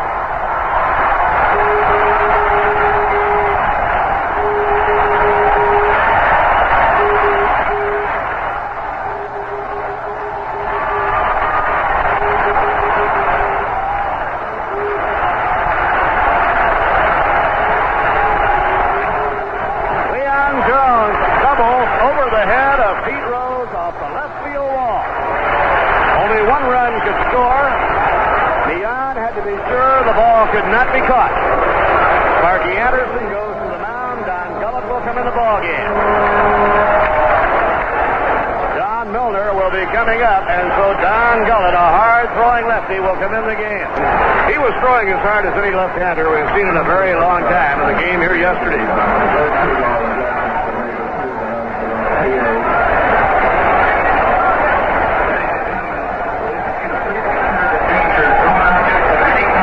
The crowd here at Shea Stadium asking to refrain from throwing any objects on the field, which can be so dangerous. Billingham is now out of the ball game. Don Gullett throwing in his warm-ups. The ball hit by Cleon Jones was really tagged. Sailed over the head of Pete Rose, far beyond his reach, and hit well up on the wall. Clay Carroll continues to warm up. Gullett comes in now. Now, the Mets leading 3-2. Runners on second and third, nobody out. Gullett, a flamethrower, an 18-game winner, a young left-hander. Milner, Ray Toole, and Brody are the next 3 hitters. That's hoping they can get these 2 men home. They are ready to go. Gullett looking in for his sign from Johnny Bench. Milner is the batter. Here's the pitch. Outside, ball 1. Leon on third and Jones on second, nobody out. Reds are playing the infield in. Milner has a fast bat. He can get around on the hard-throwing pitcher. Now Gullett starts his wind up the pitch. Foul, straight back, 1 ball and 1 strike. Gullett will be going all out, trying to strike out Milner. The Reds tied the game with a run in the top of this inning. Now the Mets have regained the lead. It is 3-2. Eddie Cranepool waiting on deck. If Cranepool comes up, we'll wait and see what Yogi does. Now the pitch, too high. All 2-1. Yogi indicated in the dugout prior to the game today that he would go with Cranepool. But if the Reds came in with a left-hander, he might switch to Willie Mays. Ross Grimsley, a left-hander, warming up along with Clay Carroll. The 2-1 delivery. Swing and a foul tip. And the count is 2-2 on John Milner. 2 balls and 2 strikes to Milner. Left-hander against left-hander. And Gullett not trying to finesse anyone, reaching back and throwing as hard as he can, and that's very hard. Beyond on third and Jones on second. Here's the 2-2 pitch. Inside, ball 3. Bench arguing. Bench arguing. Very good. Strike 3. Bench really showing his displeasure with Bruce Brumming's call. The whole season is on the line right here. Count is 3-2 on John Milner. Milner gets the base hit now. The Reds will not remember all winter long. That one pitch, baseball was a strike. It would have been the third one. We mentioned Dreesen on his play, fooling everybody. By the way he handled it, even Sparky raced out to get into a big argument.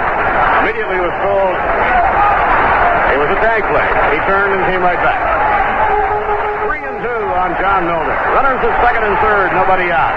Here's the pitch on the way. Call for it. Bases loaded. Cranepool is being called back. Might be. Willie Mays.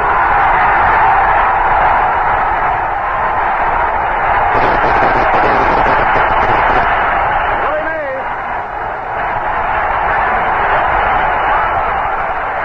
Listen to the roar.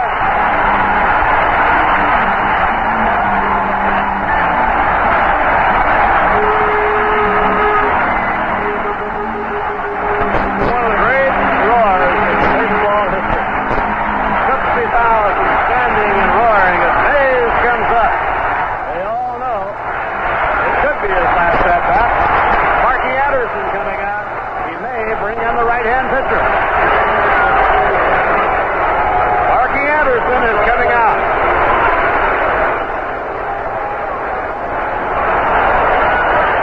Clay Carroll has warmed up and is ready in the bullpen. Sparky Anderson waiting for the announcement for Willie Mays. Now he is on the mound to make a pitching change. Clay Carroll has been a standout of this series. He has worked 5 scoreless, hitless innings. He has made 2 appearances. He had 3 hitless innings and then 2 hitless innings yesterday.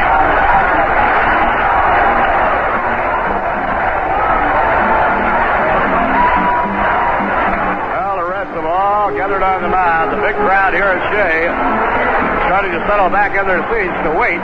Well, Lindsay, this is it. The Mets have a glorious opportunity right now to really do some business. This is about all the drama you can pack into a baseball game. It is in many ways the biggest baseball game the Mets have ever played in the 12 years of their existence, because in '69 they never were called upon with their backs to the wall in any one game. They won breezing, and then they swept the series from Atlanta to win the pennant. Then they won 4 of 5 in the World Series from Baltimore. But today, all the marbles are on the line to the winner in this championship series.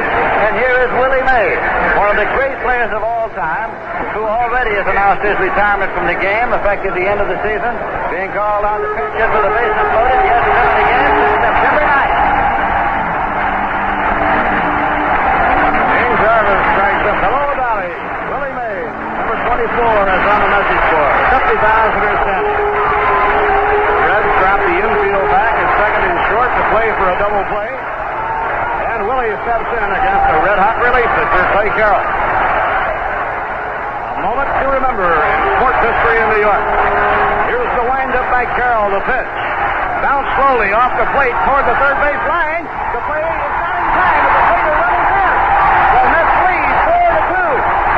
Clay Carroll grabs the ball and threw home too late. Had he let the ball hit, it probably would have gone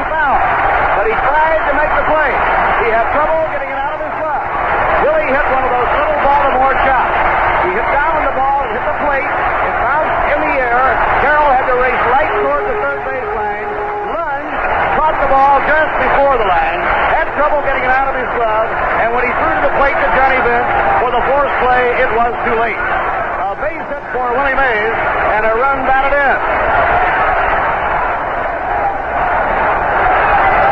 The Reds will wonder for a long time whether or not they shouldn't have let that ball try to go foul. Rowdy is up. Bases loaded. Nobody out. That's leading 4-2. Here's the pitch on the way, and it's high, ball one. Infield hit for Willie Mays and a run batted in. Interestingly, Bob, if Carroll hadn't played it, it would have gone foul without a doubt. In comes the pitch. Ground ball to second base. Morgan will throw home. They have a force play. Go to first, no throw. Base at first base. They missed the double play.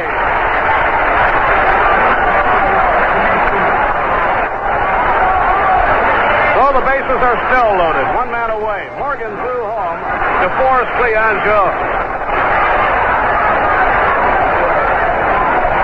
No error on the play. You can't assume the double play. Now the hitter is Don Hahn.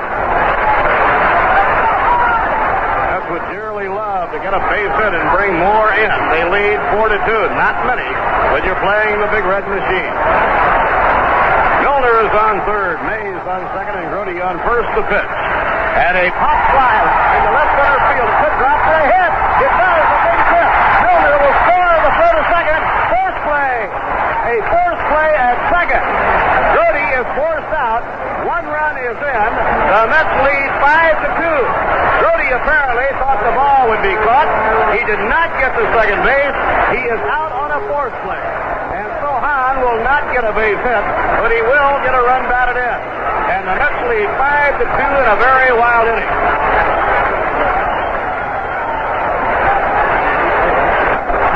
We'll check it out. It probably went 8-4. The center fielder and the second baseman. Give Hahn an RBI, but he loses the base hit. Buddy Harrelson up. Runners at first and third. 2 men away. The pitch by Carroll. Grounder foul. No play. Milner came in to score. It should have been a base hit. It was a bloop that landed in short left center field. But Grody was forced Geronimo to Joe Morgan. Hahn gets an RBI. That's lead by 3. Clay Carroll delivers. And a foul back into the crowd. No play. Buddy Harrelson, the 8th man up in the inning, and it's been a wild one.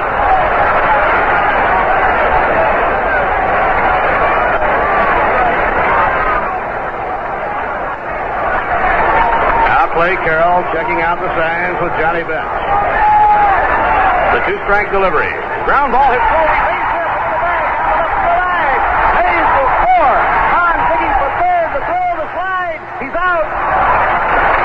Hahn is out at third. The inning is over. The Mets score another run, and they lead 6-2.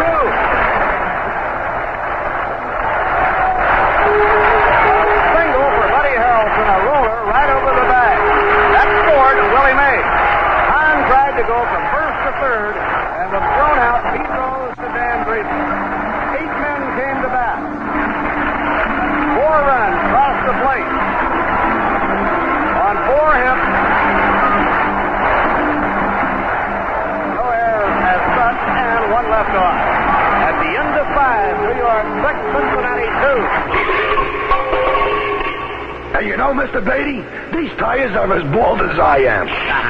Hey, you sure you want new ones? I mean, you still got the rims, you know. A lot of people put off getting the new tires they need because tires are getting more expensive, like everything else. That's where Getty comes in. Millions of Americans have found they can get more miles for their money at Getty. Now we're going to tell you how to get more tire for your money at Getty. Our steel-belted radials, for example, are the best we've ever offered. So we'd like to make them easier to buy. If you buy them with a Getty credit card on our easy payment plan, you get up to 6 months to pay. And by simply paying on time, you don't pay any interest. Think about that. Getty gives you your tires right away, but you don't pay right away. Your money stays in the bank longer. You earn interest instead of paying it. No interest to us means more money for you. Getty, we give you more for your money. We'll have the official results of the 4th and 5th races from Belmont Park after this. Schenectady OTB with 3 locations.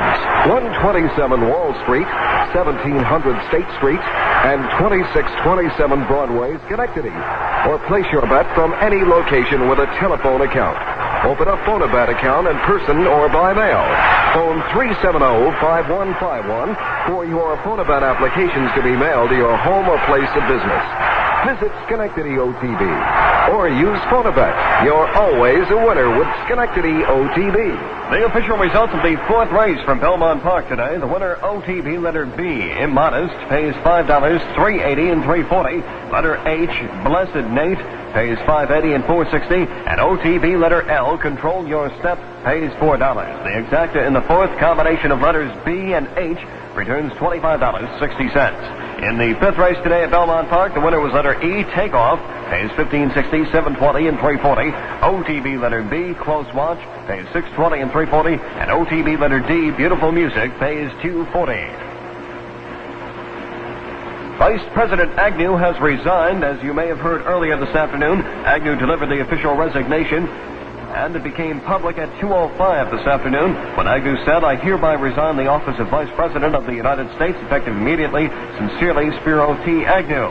5 minutes earlier, Agnew pleaded guilty to a charge of income tax evasion. He received a suspended sentence of 3 to 5 months in prison, a 3 years probationary sentence, and a $10,000 fine. WABY.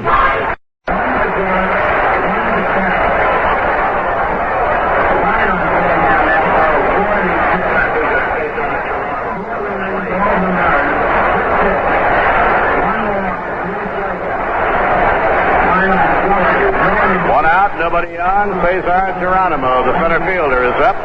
The pitch by Tom Seaver. Ground ball back to the mound. Seaver has it. Throws to Miller. 2 down. Oh, you should see the zip of this pitch ball foot now.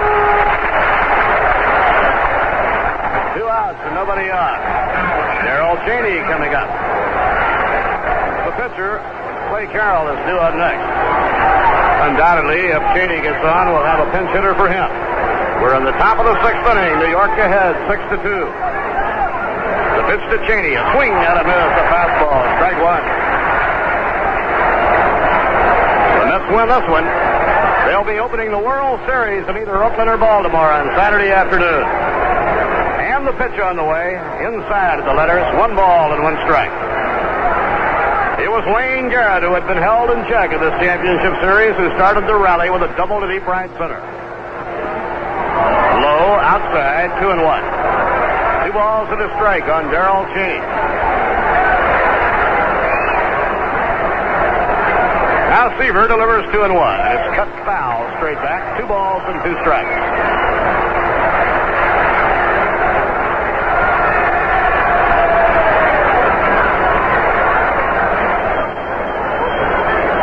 Cheney, batting left-handed, has struck out and received an intentional walk. Now he asks for time and gets out of the batter's box. Ross Grimsley is in the bullpen for the Reds. And a towering fly ball hit the right center. Moving over is Hahn and Willie Mays. Willie calling. He has it. No runs, no hits, no errors, and none left. In the middle of the 6th inning, it's New York 6, Cincinnati 2. It's a hit! The new 1974 Dusters, Scout, Satellite, Sebring, Fury, Chryslers, and Imperials are all winning hits this fall at Schenectady Chrysler Plymouth. Make a short run to Jim Schultz's Schenectady Plymouth and score on a fantastic deal on the new 74s and even more on our new 73 cars from the Money Savers at Schenectady Chrysler Plymouth. 1016 through 1040 State Street, Schenectady. Let Protective Loan help make financial problems disappear with a bill consolidation loan. Protective Loan gives fast, friendly, one-day service and will even help with family budgeting advice. Protective Loan likes to help people like you. And now Protective Loan can lend you up to $2,500 for any good reason.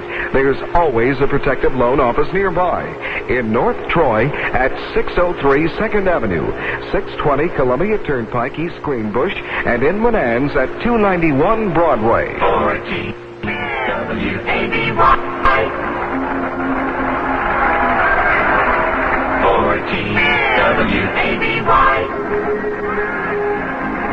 Now Seaver comes out to face Clay Carroll in the bottom half of the 6th inning.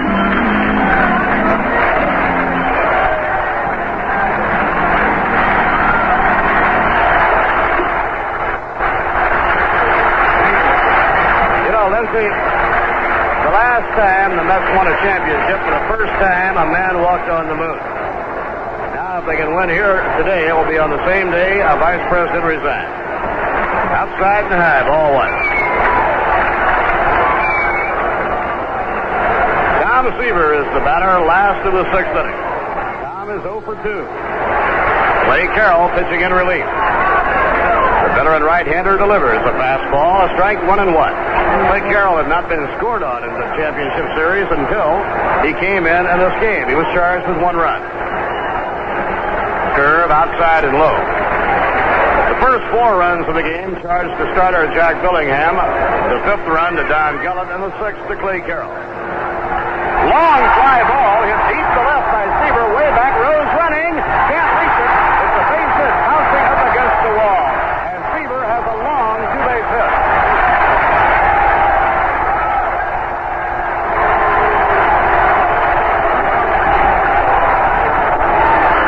Pete Rose made a desperate try for the ball.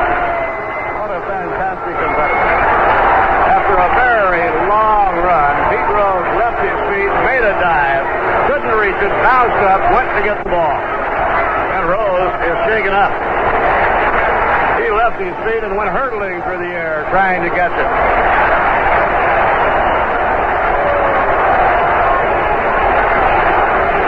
Well, the umpires are having a meeting. Everything appears to be all right.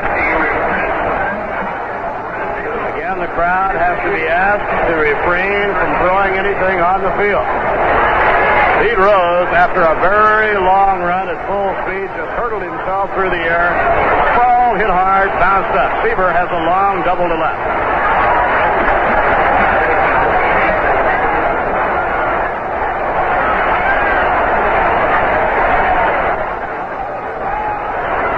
Wayne Garrett will be stepping in against Clay Carroll.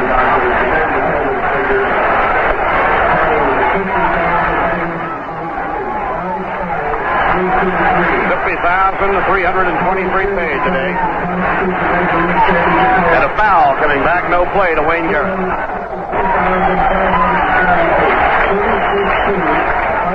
New all-time championship series attendance record has been established. A total attendance of 262,548 for the 5 games, over an average of over 50,000 a game.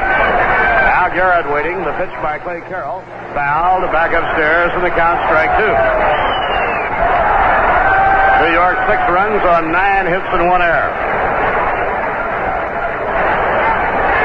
After the Reds had tied the game, it was the double by Jones over the head of Pete Rose to put New York ahead 3-2. Willie Mays made it 4-2, Hahn 5-2, and Harrelson 6-2. Hit in the air to center field. It's deep. Back goes Geronimo. He'll get under it near the warning track, and he has it. Seaver tags up and is on his way to third. The relay throw will not be there. Seaver goes into third. We pause for station identification. This is the New York Mets Baseball Network. In the Capital District, this is the home of the New York Mets. WABY, Albany. Bob Murphy with Lindsey Nelson and Ralph Kiner. Felix Mian is the hitter with a runner on third, Tom Seaver, and 1 man away. The Reds will bring the infield in. Felix, 1 for 2 at a sacrifice, and that sacrifice was the biggest play of them all, probably in the 5th inning. Wind up by Carroll, the pitch. Fastball, strike 1 call. Garrett had led off with a double. Mian bunted. Billingham came off the mound, picked up the ball, threw to Dreesen at third, who played the ball like a first baseman, thinking he had a force play. He did not. Ground ball bounced to shortstop. Seaver will hold. Cheney throws to Paris in time for the out. 2 down. Cleon Jones will be the hitter. Cleon 2 for 3, a single and a double. His double off the wall and left made it 3-2 New York.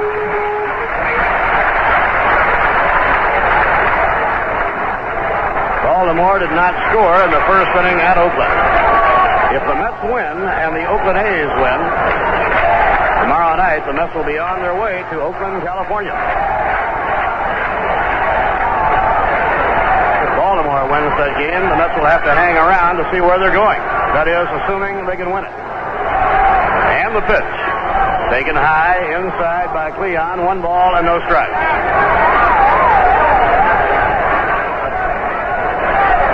Tom Seaver on third, 2 away, last of the 6th inning.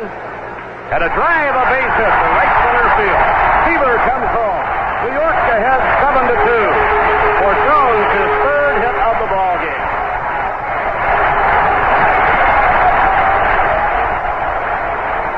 A hard single to right center by Cleon Jones. Cleon's 2nd run batted in. New York ahead 7-2.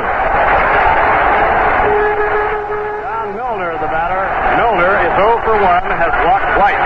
He drew a very important walk in the last inning against Don Gullett. Curve in the dirt, handled by Johnny Bench. Sparky Anderson brought Gullett in from the bullpen to face Milner. With runners on 2nd and 3rd, Milner fouled off about 5 pitches and working out a walk that loaded the bases. Fastball wide, 2 balls and no strikes. Willie Mays is on deck, and when he comes up again, what a roar you're going to hear. Willie hit a Baltimore chop, an infield hit that drove in a run. The 2-0 delivery. And a call strike, 2-1 to John Milner. The Mets lead Cincinnati by 5. We're in the last of the 6th inning. Clay Carroll, the 3rd pitcher used by Sparky Anderson. The 2-1 pitch. Curve fouled off into the dirt right at the feet of John Milner. 2-2. Baltimore nothing, Oakland nothing. They are in the 2nd. Jim Palmer and Vida Blue are the pitchers.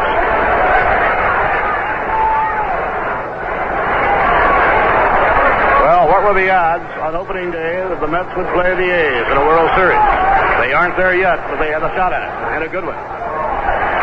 Fouled back upstairs. 2 balls and 2 strikes on John Milner.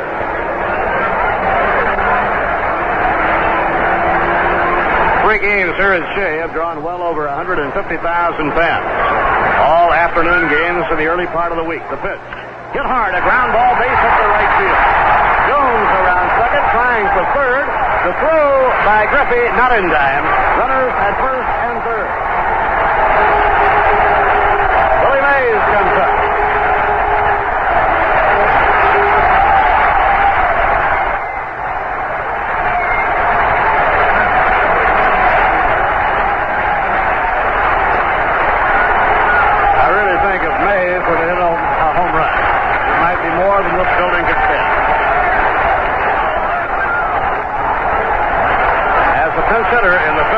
Facing Clay Carroll. Willie took a big swing. The ball hit the plate, bounced high in the air. Carroll came off the mound, ran to the 3rd base line, fielded the ball. Trying to get a force play, had trouble getting it out of his glove, threw too late. It was a base hit and a run batted in.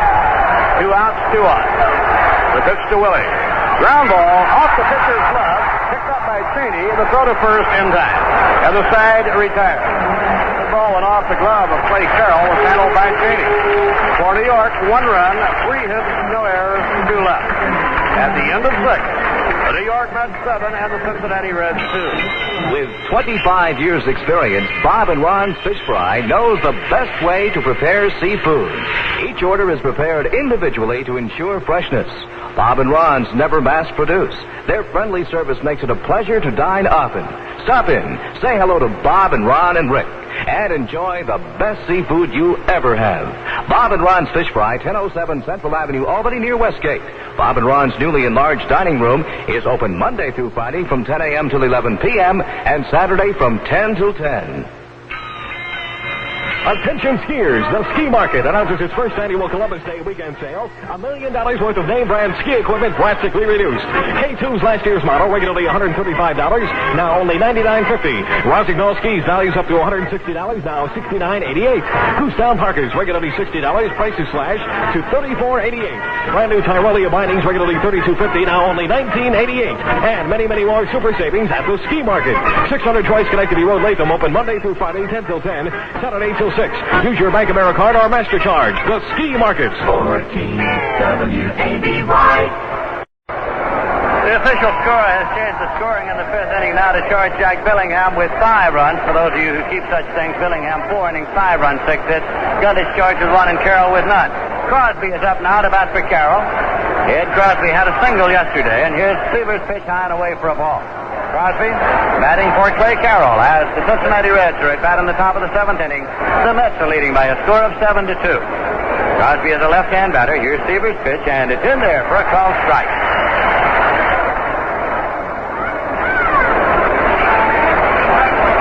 Pete Rose is in the on-deck circle for the Cincinnati Reds. Here is the pitch. Fastball swung on and missed. Jammed him in on the fist on the inside portion of the plate. Little short arc swing. It's 1-2 now to Crosby. The Mets have 7 runs on 11 hits, and the Cincinnati Reds have 2 runs on 5 hits. Seaver into the motion now, and the pitch is on the way. Curveball swung on, missed, struck him out. Strikeout number 3 for Seaver. 1 away, and Pete Rose is coming up. Rose grounded out, and doubled and made it scored in the 5th inning. Pete Rose is still bearing the brunt on his role as the villain in the brawl between Rose and Harrelson that led to a Pier Sixer day before yesterday. Rose is a switch hitter batting left. That pitch is in for a call strike. The run that he scored in the 5th inning temporarily tied the score at that point. Seaver came busting in with a fastball on the first pitch. Now the delivery, curveball hit on the ground, back through the box, out into center field for a base hit. Seaver stabbed at the ball as it went through the box, came up empty. Willie Mays returns it. Pete Rose with his second hit. Joe Morgan's about it.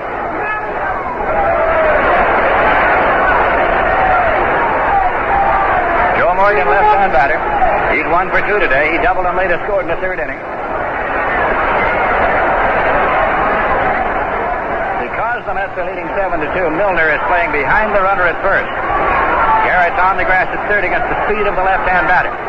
Here's a swing and a high pop. And his wind is bringing it back in foul territory toward the plate. Milner chases it down and makes the catch. The wind brought that one back as it started out toward the mound. It was blown back across the first base line. So, there are 2 men out with Rose holding at first base. Dan Dreesen is the batter. Tug McGraw and John Madlack throwing in the bullpen for the Mets. McGraw and Madlack throwing.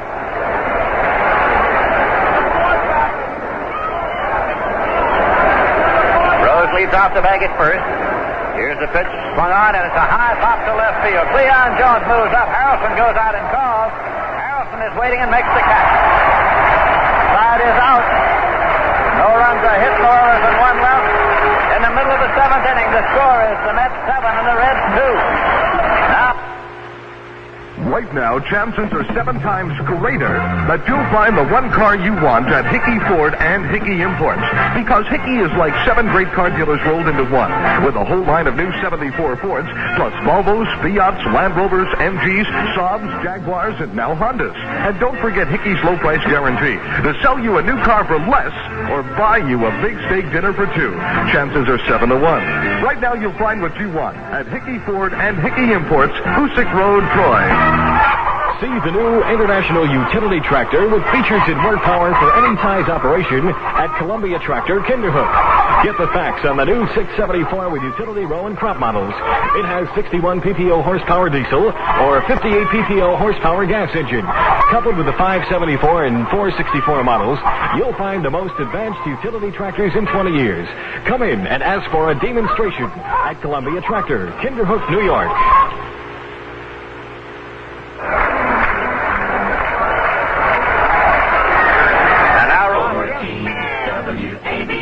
That's left-hander Ross Grimsley, who started here on Monday against Jerry Kuzman.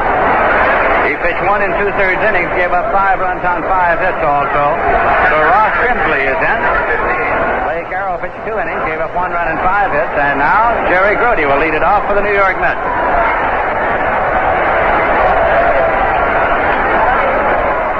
Grody has gone 0 for 3. He was on an error by Dreesen in the 4th inning. Into his motion, and the pitch is in there for a call strike. Start him off with a breaking pitch. They play Grody to go to the opposite field. The Mets are leading by a score of 7-2, and they keep the bullpen going. This game for the National League pennant.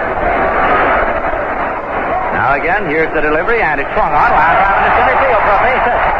Picked up out there by Cesar Geronimo. Brody turns and holds with a single to center, leading off the bottom of the 7th inning. Don Hahn is up now. Don Hahn today has gone 0 for 3, but batted in a run when he hit into a force play in the 5th inning. Actually lost the ball out into the outfield. It fell in for what would have been a base hit, but Brody was forced at second on the play. Here is the pitch. Swung on, line to third. Dreesen has it. Makes the play to first, not in time. Brody's back. A line drive to third off the bat of Hahn, taken by Dreesen, who was on the edge of the grass. Now Bud Harrelson will be the batter. In Oakland, California, the Oakland A's have scored 2 runs, batting in the bottom of the 2nd. Oakland 2 and the Baltimore Orioles nothing. Oakland having come from behind the win yesterday, going up 2 games to 1. If Oakland wins today, it's all over in the American League. The Oakland A's are, of course, the defending world champions.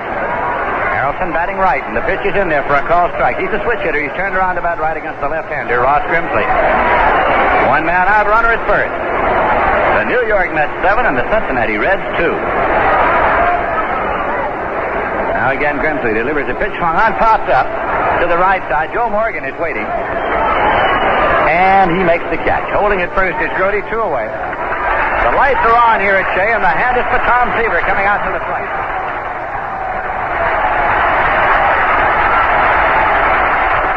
Tom Seaver getting a standing ovation as he comes out. The Oakland A's have knocked Jim Palmer out. Jim Palmer, the ace of the Baltimore staff, started. He's been replaced by Bob Reynolds in the 2nd. As Oakland has scored 2 and they're still batting. Seaver had a double last time up and later scored. Brody takes his lead at first, and here's the pitch. It is high for a ball.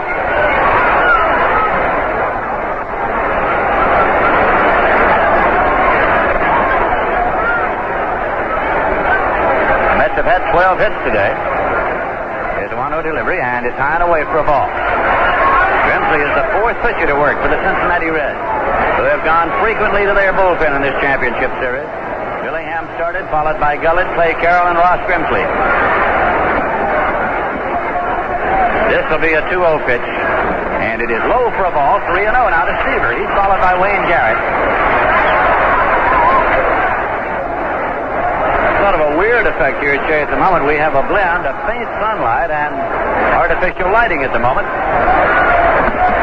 Here's a 3-0 pitch, taken in there for a call strike. It's 3-1. Brody at first base. Perez holding against him there. 2 men are out. Grimsley bends forward to take a sign from Johnny Bench. He has it off the stretch now. The 3-1 delivery, and it's low. Seaver draws a walk. That moves Brody to second base. Seaver waits to get the jacket. As he strolls down toward first, he's slipping it on now, and Wayne Garrett comes up. Wayne Garrett doubled in the 5th to start the rally that produced 4 big runs at a time when the score had been tied by the Cincinnati Reds. In case you've joined us along the way, the Mets took an early lead today when they got 2 runs in the bottom of the 1st. But Cincinnati pecked away. They got 1 in the 3rd and 1 in the 5th to tie it at 2-2. But the Mets came roaring back with 4. The rally started by a double by Wayne Garrett, who's up there right now. He's 1 for 4 today. Runners lead at first and second. The pitch, and it's swung on and missed, strike 1.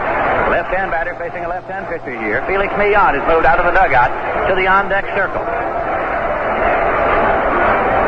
Garrett stepped back, now comes back into the batter's box. Brody takes his lead at second, and Seaver strolls off the bag at first. Here's the strike 1 delivery, and it's low for a ball. It's 1-1.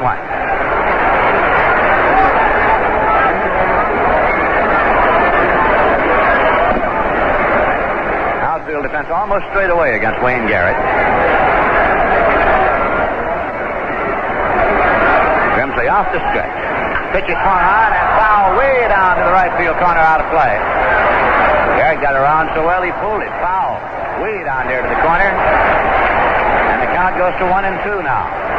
The Mets are batting in the bottom of the 7th inning. The 5th and final game of the championship series between the Mets and the Cincinnati Reds for the championship of the National League. 1-2 pitch. And it's high for a ball. It's a breaking pitch, and the count is even at 2-2 now to Garrett.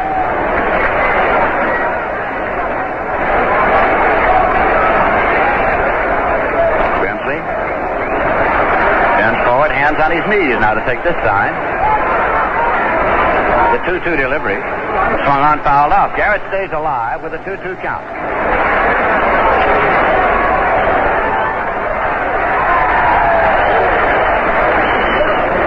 The Oaklands are still batting in the second inning, leading Baltimore 2-0.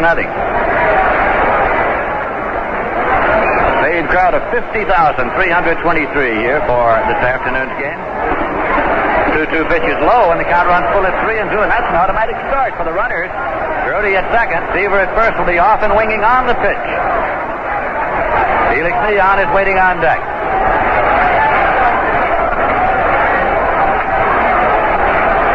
There go the runners, 3-2 delivery. It pops up. Foul ball coming back, and it's out of play. All the way back onto the screen. So, runners return again. They'll tag up and move on the pitch as the count remains 3-2 to Wayne Garrett. Rowdy is taking his lead at second. Seaver is taking his lead at first. They're running. Swinging a ground ball wide of first. Perry is backhanded and placed to Grimsley, covering in time for a 3-1 put out in the side is retired. Perry has moved smartly to his right to glove the ground ball. No runs, a hit, a walk, no errors, and 2 left. That's the end of 7 innings of play. The score is the Mets 7 and the Reds 2. Everyone knows that the new 74s are out, and at Knowles Pontiac they're on display and ready to be delivered. But what you don't know is how many new 1973s we want to deliver by the end of October. And you don't know what we at Knowles would do to satisfy you on our 1973 Le Mans Sport, luxury Le Mans, station wagons, Catalina, and Bonneville. You can save up to $1,200. Get to know us today at Knowles Pontiac. It will be well worth the trip to 6th Avenue to Knowles Pontiac in North Troy. Attention skiers, the Ski Market announces its first annual Columbus Day weekend sale. $1 million worth of name brand ski equipment drastically reduced. K2's last year's model, regularly $135, now only $99.50. Rosignol skis, values up to $160, now $69.88. Kustown Parkers, regularly $60, prices slashed to $34.88. Brand new Tyrolia bindings, regularly $32.50, now only $19.88. And many, many more super savings at the Ski Market. 600 Troy Schenectady Road, Latham, open Monday through Friday, 10 till 10, Saturday till 6. Use your Bank Americard or MasterCharge. The Ski Market. It'll be Tony Perez to lead it off. Through 7 innings of play, the Mets 7 runs, 12 hits and 1 error. Cincinnati Reds 2 runs, 6 hits and 1 error. This championship series began on Saturday in Cincinnati, and the Reds won it by a score of 2-1. As Seaver was the loser, giving up home runs to Pete Rose and Johnny Bench in the 8th and 9th innings after he had driven in the only run the Mets got. Pedro Bourbon was the winner in relief of Billingham. Then on Sunday, the Mets came back to win 5-0. The Mets won here in New York 9-2 on Monday. Yesterday, Cincinnati again used the home run ball as they won in 12 innings 2-1. So this brought it up even 2-2 to the final game. A season in 1 game. The Mets are leading 7-2. Perez is up. Seaver's curveball is fouled off the end of the bat into the Met dugout. It's strike 1. Perez has struck out, grounded out, and singled a drive and a run. He had a home run yesterday in the 7th inning that brought the Reds back from the brink. At that time, the Mets were leading 1-0. Seaver again into the motion, pitch to the right-hand batter. Curveball high. So it is 1-1 now. Perez is followed by Johnny Bench in the batting order for the Cincinnati Reds. Here's the 1-1 offering. Fastball swung on and missed. It's 1-2. The Mets are keeping the bullpen warm. McGraw is throwing in. Matlack is throwing.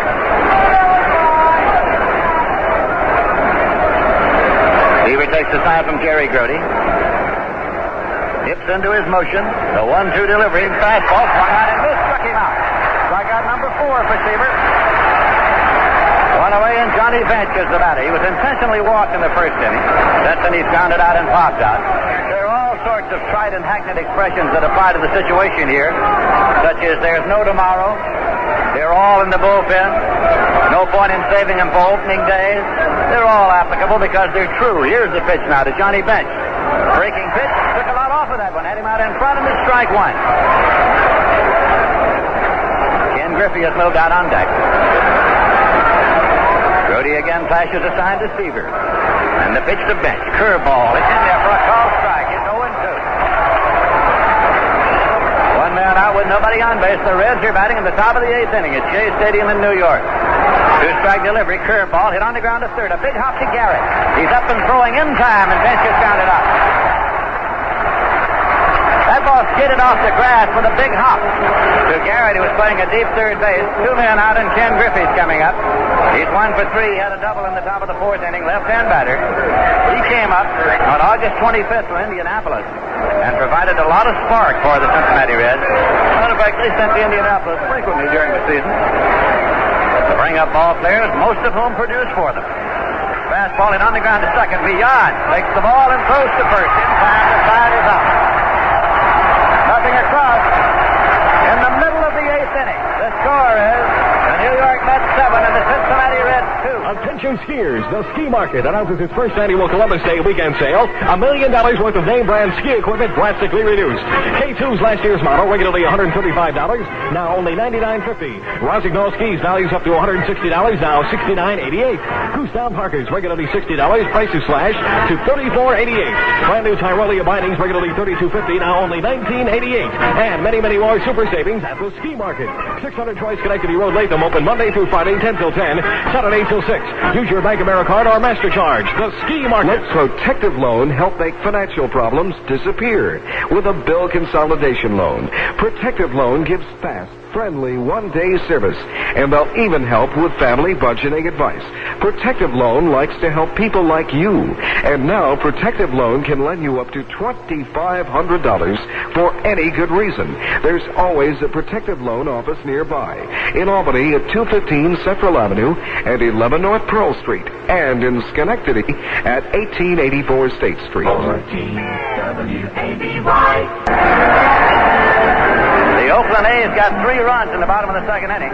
So Baltimore comes up in the 3rd with Oakland leading by a score of 3-0. Oakland leads in the series 2-1. If they win today, they win the American League pennant. Now the Mets bat here at Shea in the bottom of the 8th, and Felix Millan leads it off. He has scored 2 runs today, and he's had 1 hit. 1 for 3, a sacrifice. Ross Grimsley working in relief on the mound for the Cincinnati Reds. Into his motion, pitch to the right-hand batter, and it is high for a ball. 1-0.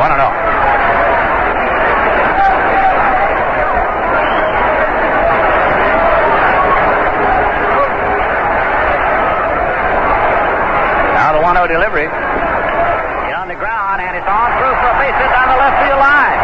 Rose chases over Millan, takes a wide turn and holds up as the throw comes across. Millan has single pass. Dreesen at third. He tried a backhand stab. The ball was between Dreesen and the bag and on down the left field line. So the Mets have a leadoff base hit there. 13th hit today. Leon Jones is coming up. Leon has had 3 big hits. He has driven in 2 runs and scored 1.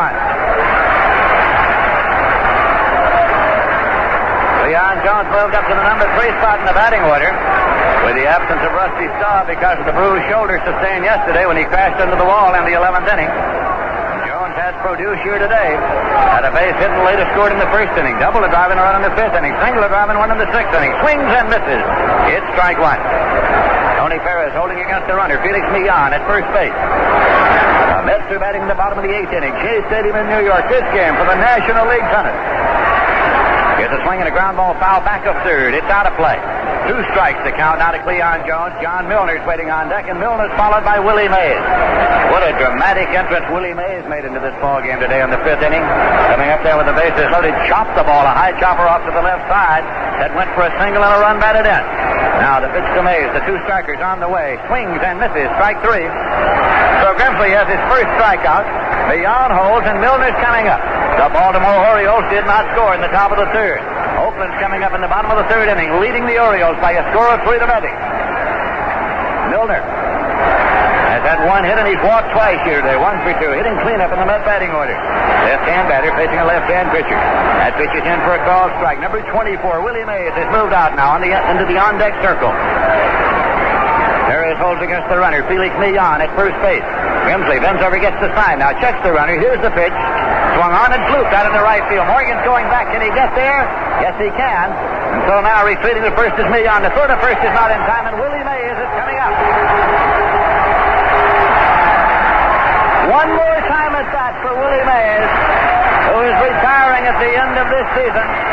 Number 24 has been up twice. Had a base hit to drive and a run and grounded out. If you want to look ahead to the bottom of to the top of the ninth. The Reds are scheduled to send up Geronimo, Cheney, and a pinch hitter for the pitcher. The pitch is in for a called strike to Willie Mays. 2 men out, a runner at first. The Mets have 7 runs on 13 hits, and the Reds have 2 runs on 6 hits. Now the strike one delivered to Mays. It's high and away for a ball. It's 1-1. Mays was sent up there with Don Gullett on the mound in the 5th inning, and that is when the switch was made to Clay Carroll. Sparky Anderson brought in a right-hander to pitch to Willie. Here's a swing and a miss. It's strike 2. 1-2 to Mays, the 42-year-old all-time great.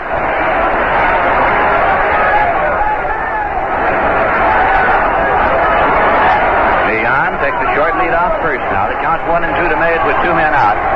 Grimsley's pitch swung on and fouled off to the right side into the seats and out of play. Count continues. 1 ball and 2 strikes to Willie Mays.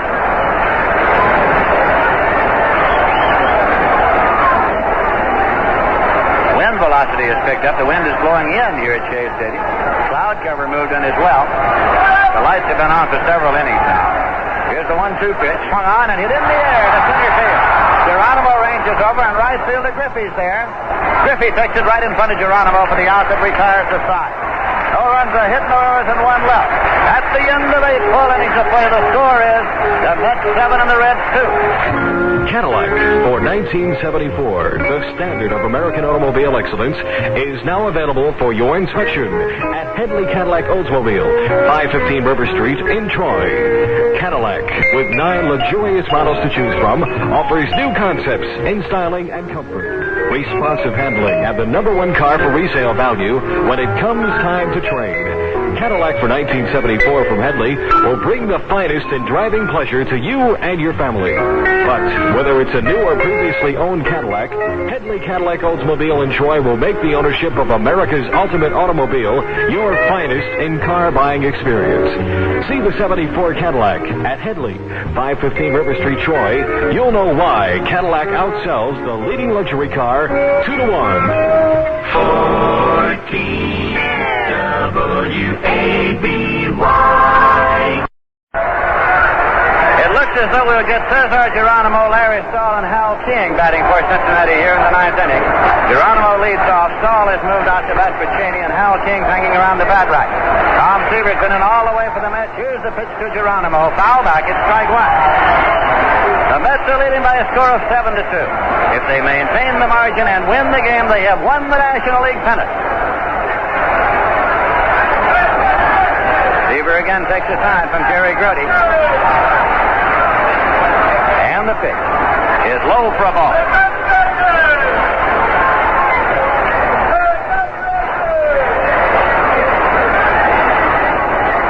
Here's the 1-1 pitch now to Geronimo. And it is lined to Millan at second for the out. Millan moving over to make a 2-hand catch of a line drive to his right side. There is 1 away, and Larry Stahl comes around to bat. Larry Stahl comes around to bat for Darrell Cheney. Larry Stahl, a former New York Met.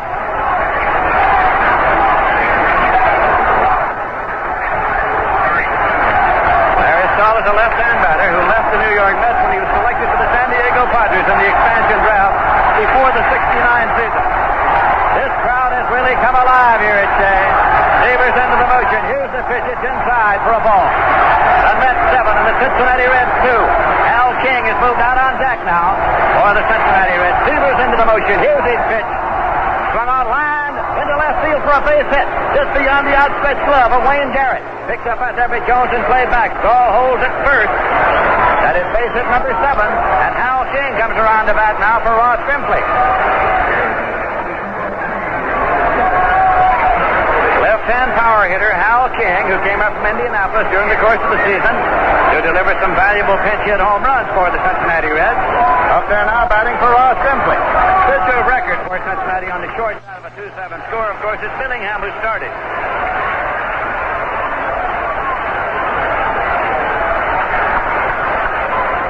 King just outside the batter's box, swinging that bat around lustily. He's powerfully built. Left-hand batter. Stahl takes the lead. Miller behind him there at first. Curveball, and it is low for ball 1. Seaver has struck out 4 and walked 3, 2 of them intentionally here this afternoon, and giving up 2 runs on 7 hits. Wind blowing straight in, and the lights on at Shea Stadium. Seaver off the stretch now. The pitch to King. Fastball, and it's inside. Started to swing and laid off. It's 2-0. Fans are standing all around this ballpark now by the thousands, with the Cincinnati Reds batting in the 9th inning, 1 man out. Pete Rose is on deck for the Cincinnati Reds. Here's Seaver now again, going into the stretch.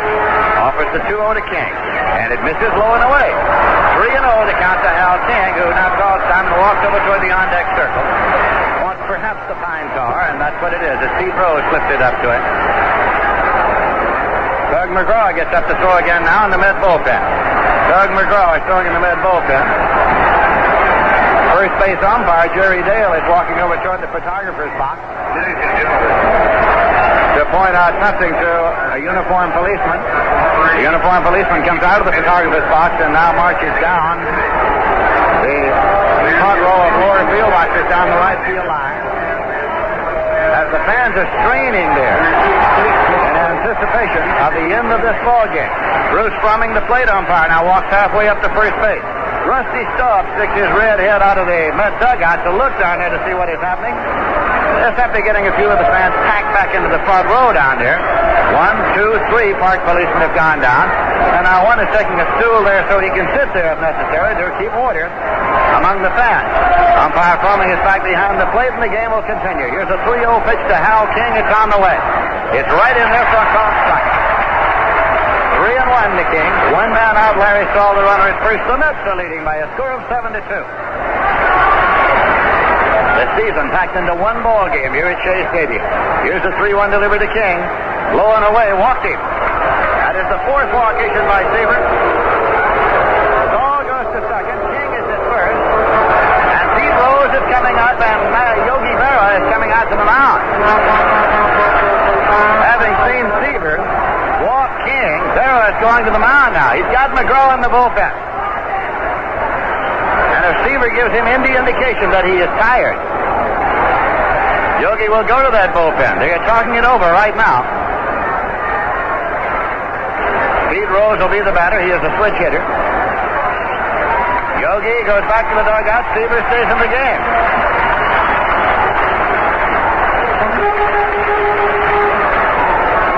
Yogi walking back.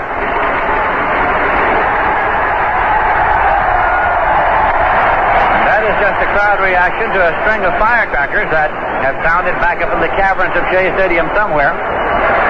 Now Pete Rose is in and waiting. Larry Stahl is the runner at second. Hal King's the runner at first. 1 man out. The Mets are leading by 5 runs, 7-2.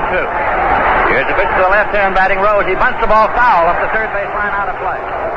Rose trying to bunt his way on. Goes across the bag at first, but he'll be brought back and it's strike 1. Rose is followed in the batting order by Joe Morgan. Marky Anderson in the dugout has his foot up on the second step.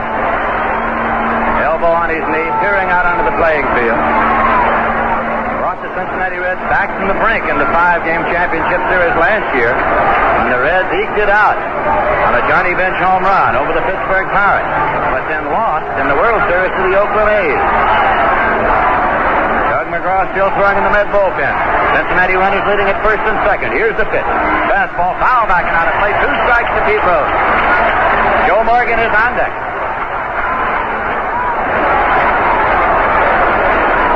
There are fans packed in the aisleways here at Shea, all around. This will be one mad scene when the final out is made. Runners lead first and second. 2-strike delivery. And it is low. It's dismissed. Dismissed for a ball, and Seaver thought he'd get a strike call. He glares and it's Frumming, and Jerry Grote saying something to Frumming. It's 1-2. The Oakland A's did not score in the bottom of the third, going to the 4th inning. Oakland 3, Baltimore nothing. If Oakland wins, they win the pennant in the American League. This will be a 1-2 pitch now to Pete Rose. Seaver delivers. Swung on it on the ground foul, back at first. George Sherger, the coach, tried to get to it and could not. A couple of fans try to get past the uniformed policeman to get to it and cannot. Sherger retrieves it and tosses it into the ball boy. So the count is 1-2.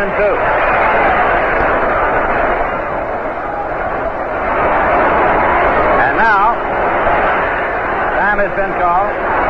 Well, the address announcer is being asked to make an announcement regarding fans down the right field line. That request made by Ed Sudol. As fans spilled out onto the field. Ed Sudol is the senior umpire, umpiring at second. Public address announcer is asking the fans to cooperate in keeping the field clear. Fans had spilled out of the lower field boxes onto the field. And now there are 3 umpires over there trying to get them back. Tom Seaver goes over to appeal to them also. Seaver is indicated his appeal. So is Milner joining him there, saying, please get back into the lower field boxes so we can continue the game. They cheer Seaver. Whether they move back or not is something else. There's 2 ladies in multi-checkered outfits who are walking on down to the corner. They're going to try to get out the bullpen gate. That's the only place they can get out. So there are 2 ladies in the bullpen. That's the first time I've seen that this year. The bullpen crew seems fairly happy about it. And as soon as the bullpen gate is closed, we can continue, but not before. Seaver, hands on hips, is just staring out there now, saying, what are you going to do? Well, they haven't closed the gate yet. Here comes a male fan who is straggling out there, too, to join the bullpen crew. At least that gets them off the playing field. Now the gate will be closed and we'll continue. The count to Pete Rose is 1 ball and 2 strikes. Cincinnati has runners at first and second with 1 man out in the 9th inning. Seaver takes the sign from Jerry Grody. The 1-2 pitch to Rose is on the way. Outside, it's 2-2. Now the ushers are having trouble holding the fans on the left field side. And the umpire at third base has called time now. That's Ed Vargo. And the ushers are having trouble holding the fans along the third base line. Each time this happens, the ball players come out to see what's happening. This time it's the Cincinnati Reds ball players. It's on their side of the field. The fans are straining to get out onto the playing field, but the ball game isn't over yet. The Mets are leading by a score of 7-2. Now about a dozen special policemen are coming out of the Reds bullpen down the line to try to maintain order here. There are fans in the dugout of the Cincinnati Reds. There's a blonde lady. Matter of fact, there are 2 blonde ladies in the dugout of the Cincinnati Reds. Fans are hopping out of the photographer's booth. Fans that are spilling over. They're out onto the playing field.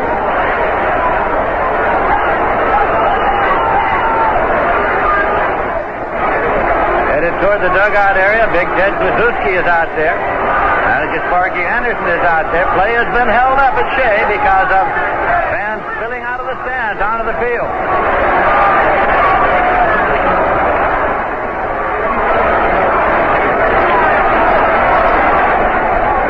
Bruce Fromming, the plate umpire, went over there. Now is making his way back toward the plate. Seaver, meanwhile, is tossing in a pitch or 2. Try to keep his arm warm. The senior umpire, Ed Sudol, walks over. There is a mixture of fans and players. Bob Howsam, the vice president and general manager of the Reds, is talking now to Fromming and Sudol, along with Sparky Anderson. Bob Howsam, with his coat off, a white shirt, gray suit, talking to Fromming. Tom O'Keefe,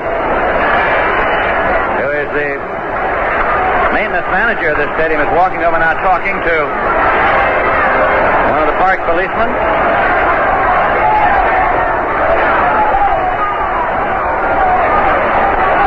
And we are temporarily stalled here at Shea Stadium in the top of the 9th inning. For a while it was on the right field side, and not to be outdone, the fans on the left field side decided they wanted to get into the act. There are fans being marched now down the warning track toward the dugout. There is a runway that goes from the dugout back underneath the stand. That is one way to remove fans. And perhaps that's what they have in mind. There's one couple. There's another couple.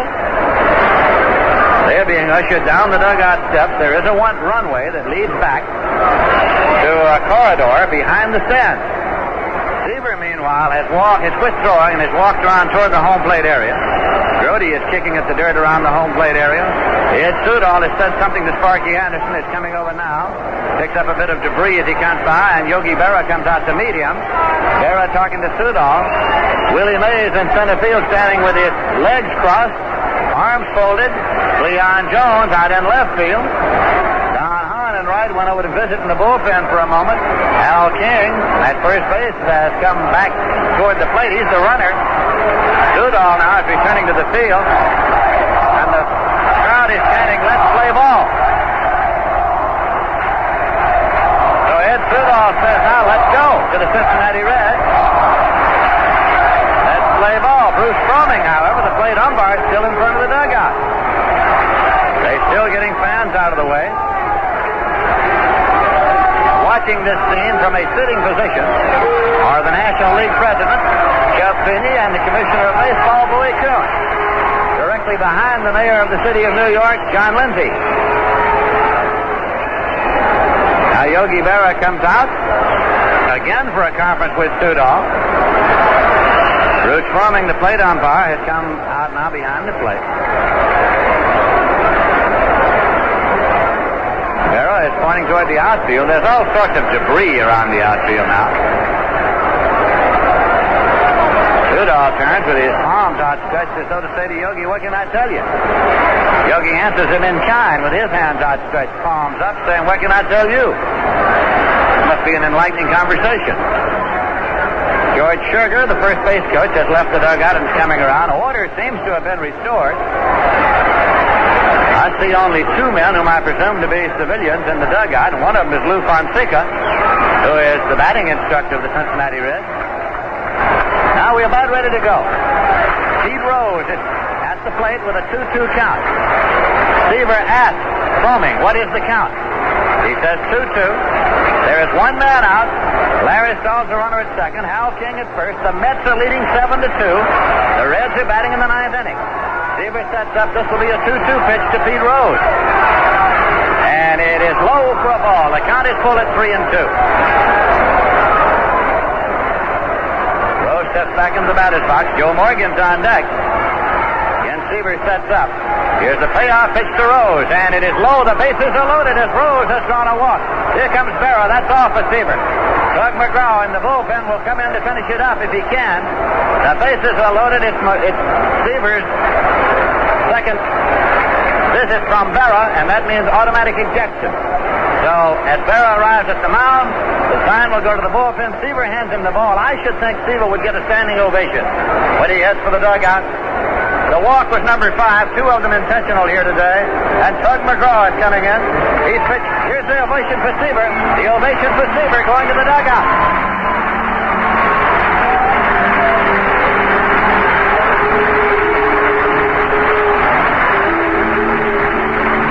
Seaver went 8 1/3. He gave up 2 runs on 7 hits. He struck out 4 and he walked 5. Tug McGraw is not going to come in the electric cart. He's running in. He is jogging in from the bullpen. He has appeared in the championship series for 4 1/3 innings. McGraw was in there in the cliffhanger yesterday. He had the bases loaded, and 2 men left, but he went out of the ball game for a pinch hitter, and Parker came on. And Harry Parker gave up the home run and was the losing pitcher. So McGraw is coming in here.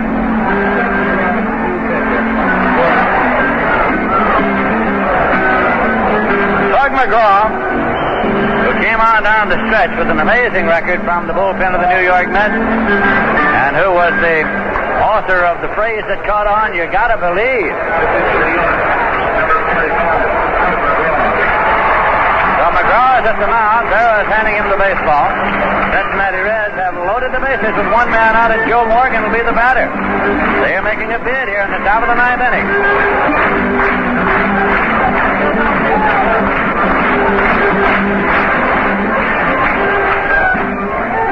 So McGraw will take his warm-up pitches, and then we'll get underway. The Oakland A's are batting in the bottom of the 4th, leading the Baltimore Orioles by a score of 3-0 in the American League Championship playoffs. Oakland started the day leading 2-1, needing 1 more victory to become the American League champions for the 2nd consecutive year. Incidentally, the World Series will start in the American League City on Saturday and Sunday in the city of the home city of the American League champions. Monday is a travel day. Tuesday night, Wednesday night, Thursday night in the home city of the National League champions. Friday is a travel day. And then Saturday and Sunday back in the American League city if necessary. John Matlack gets up to throw in the Met bullpen since McGraw is in the ballgame.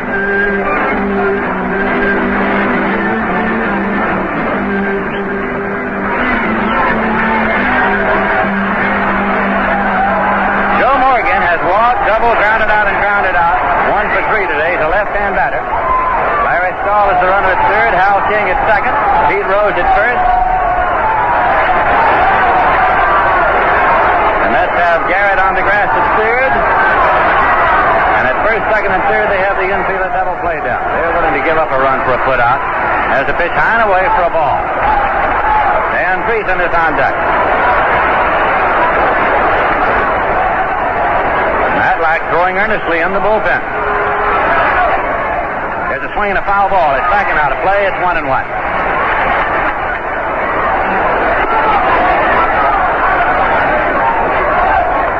Doug McGraw, who had 25 saves during the regular season, and earned an average of 3.86.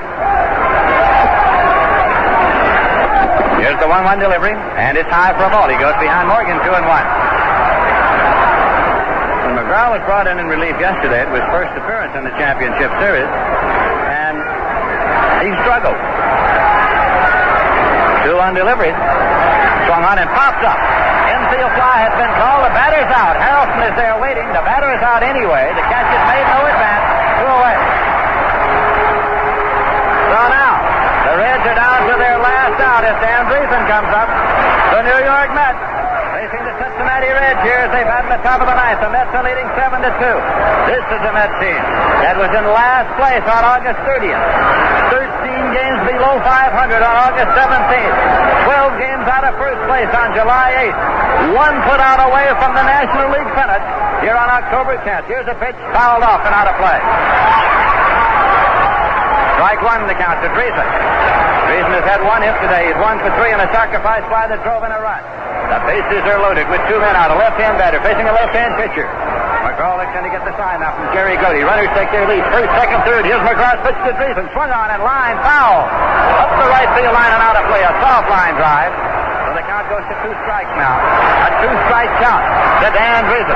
Doug McGraw goes back. Changes the rosin bag. Don Hahn, the right fielder, returns to his post now. Hal King hustles back to the bag at second. They are loaded up. Friesen steps out to allow King to get back to second. Larry Stahl, the runner at third. King at second. Rose at first. The Mets are leading by a score of 7-2. 2 men out. Doug McGraw gets the sign. Goes into the motion. Here's the 2-strike pitch. Swung on. Hit on the ground towards first. Milner has the ball. Looks to McGraw. It's over. The New York Mets have won the pennant. The New York Mets have won the pennant. The New York Mets have won the pennant, and this is a wild scene. Fans are pouring out onto the field. Some of them walking across the screen back of home plate. Others are digging up home plate. Newspapers are being thrown into the air. There are a dozen fans digging at home plate. They're digging for the rubber on the mound. They're pouring over the lower field boxes. They're on top of the dugout. The Mets fighting their way into the dugout.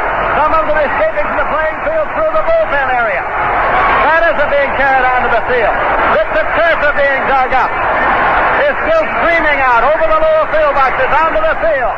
A mad scene at Shea Stadium as the New York Mets have won the National League pennant and will be going into the World Series on Saturday against either Oakland or Baltimore.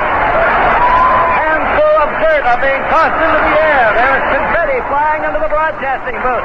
It's being tossed down from the upper deck. Bags full of confetti being blown by the wind. The dust is being swirled about.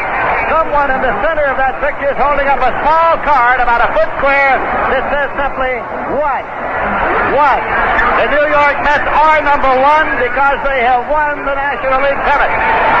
They have won the 5-game championship series, 3 games to 2, defeating the Cincinnati Reds, who were the defending National League champions. Fans are trying to get in front of the television cameras that are being swung away so as not to encourage them. They are still digging at the home plate area. And now the public address announcer is appealing to the fans to leave the field. They are out there by the thousands on the turf of Shea Stadium.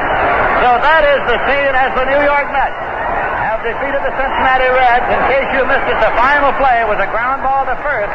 Milner took it and tossed to McGraw covering. A 3-1 putout to end the ball game as Dan Dreesen was the batter. And McGraw came in to retire two batters and get the save as Seaver got the win and Billingham took the loss. One group of fans in center field hauled down the American flag right down to the bottom of the flagstaff, and others took over and they have just rehoisted it. They're running it up far up the flagstaff as soon as they can get it. The chant has begun now. We're number one. The fans were appealed to try to keep the field in shape for the World Series to be played here. The dates would be, if everything goes according to schedule, Tuesday night, Wednesday night, and Thursday night here at Shea Stadium. The World Series for the first time since 1969 as the New York Mets today went out in front early when they got 2 runs in the first inning. But Cincinnati battled back. They got 1 in the third and they got 1 in the fifth to make it a 2-2 tie. Then the Mets rallied and got 4 runs in the fifth inning. They added another in the sixth, and the New York Mets had 7 runs on 13 hits. The Reds had 2 runs on 7 hits. And so the Mets won it by a final score of 7-2 to win the National League pennant. The celebration goes on the turf of Shea Stadium. Fans milling around now, some of them filing out of the gate in center field, others going out through the bullpens on either side. A wild scene reminiscent of 1969. The Mets, the National League champions. And they won it in typical fashion with Tom Seaver getting the win, Tug McGraw getting the save, and Jack Billingham taking the loss.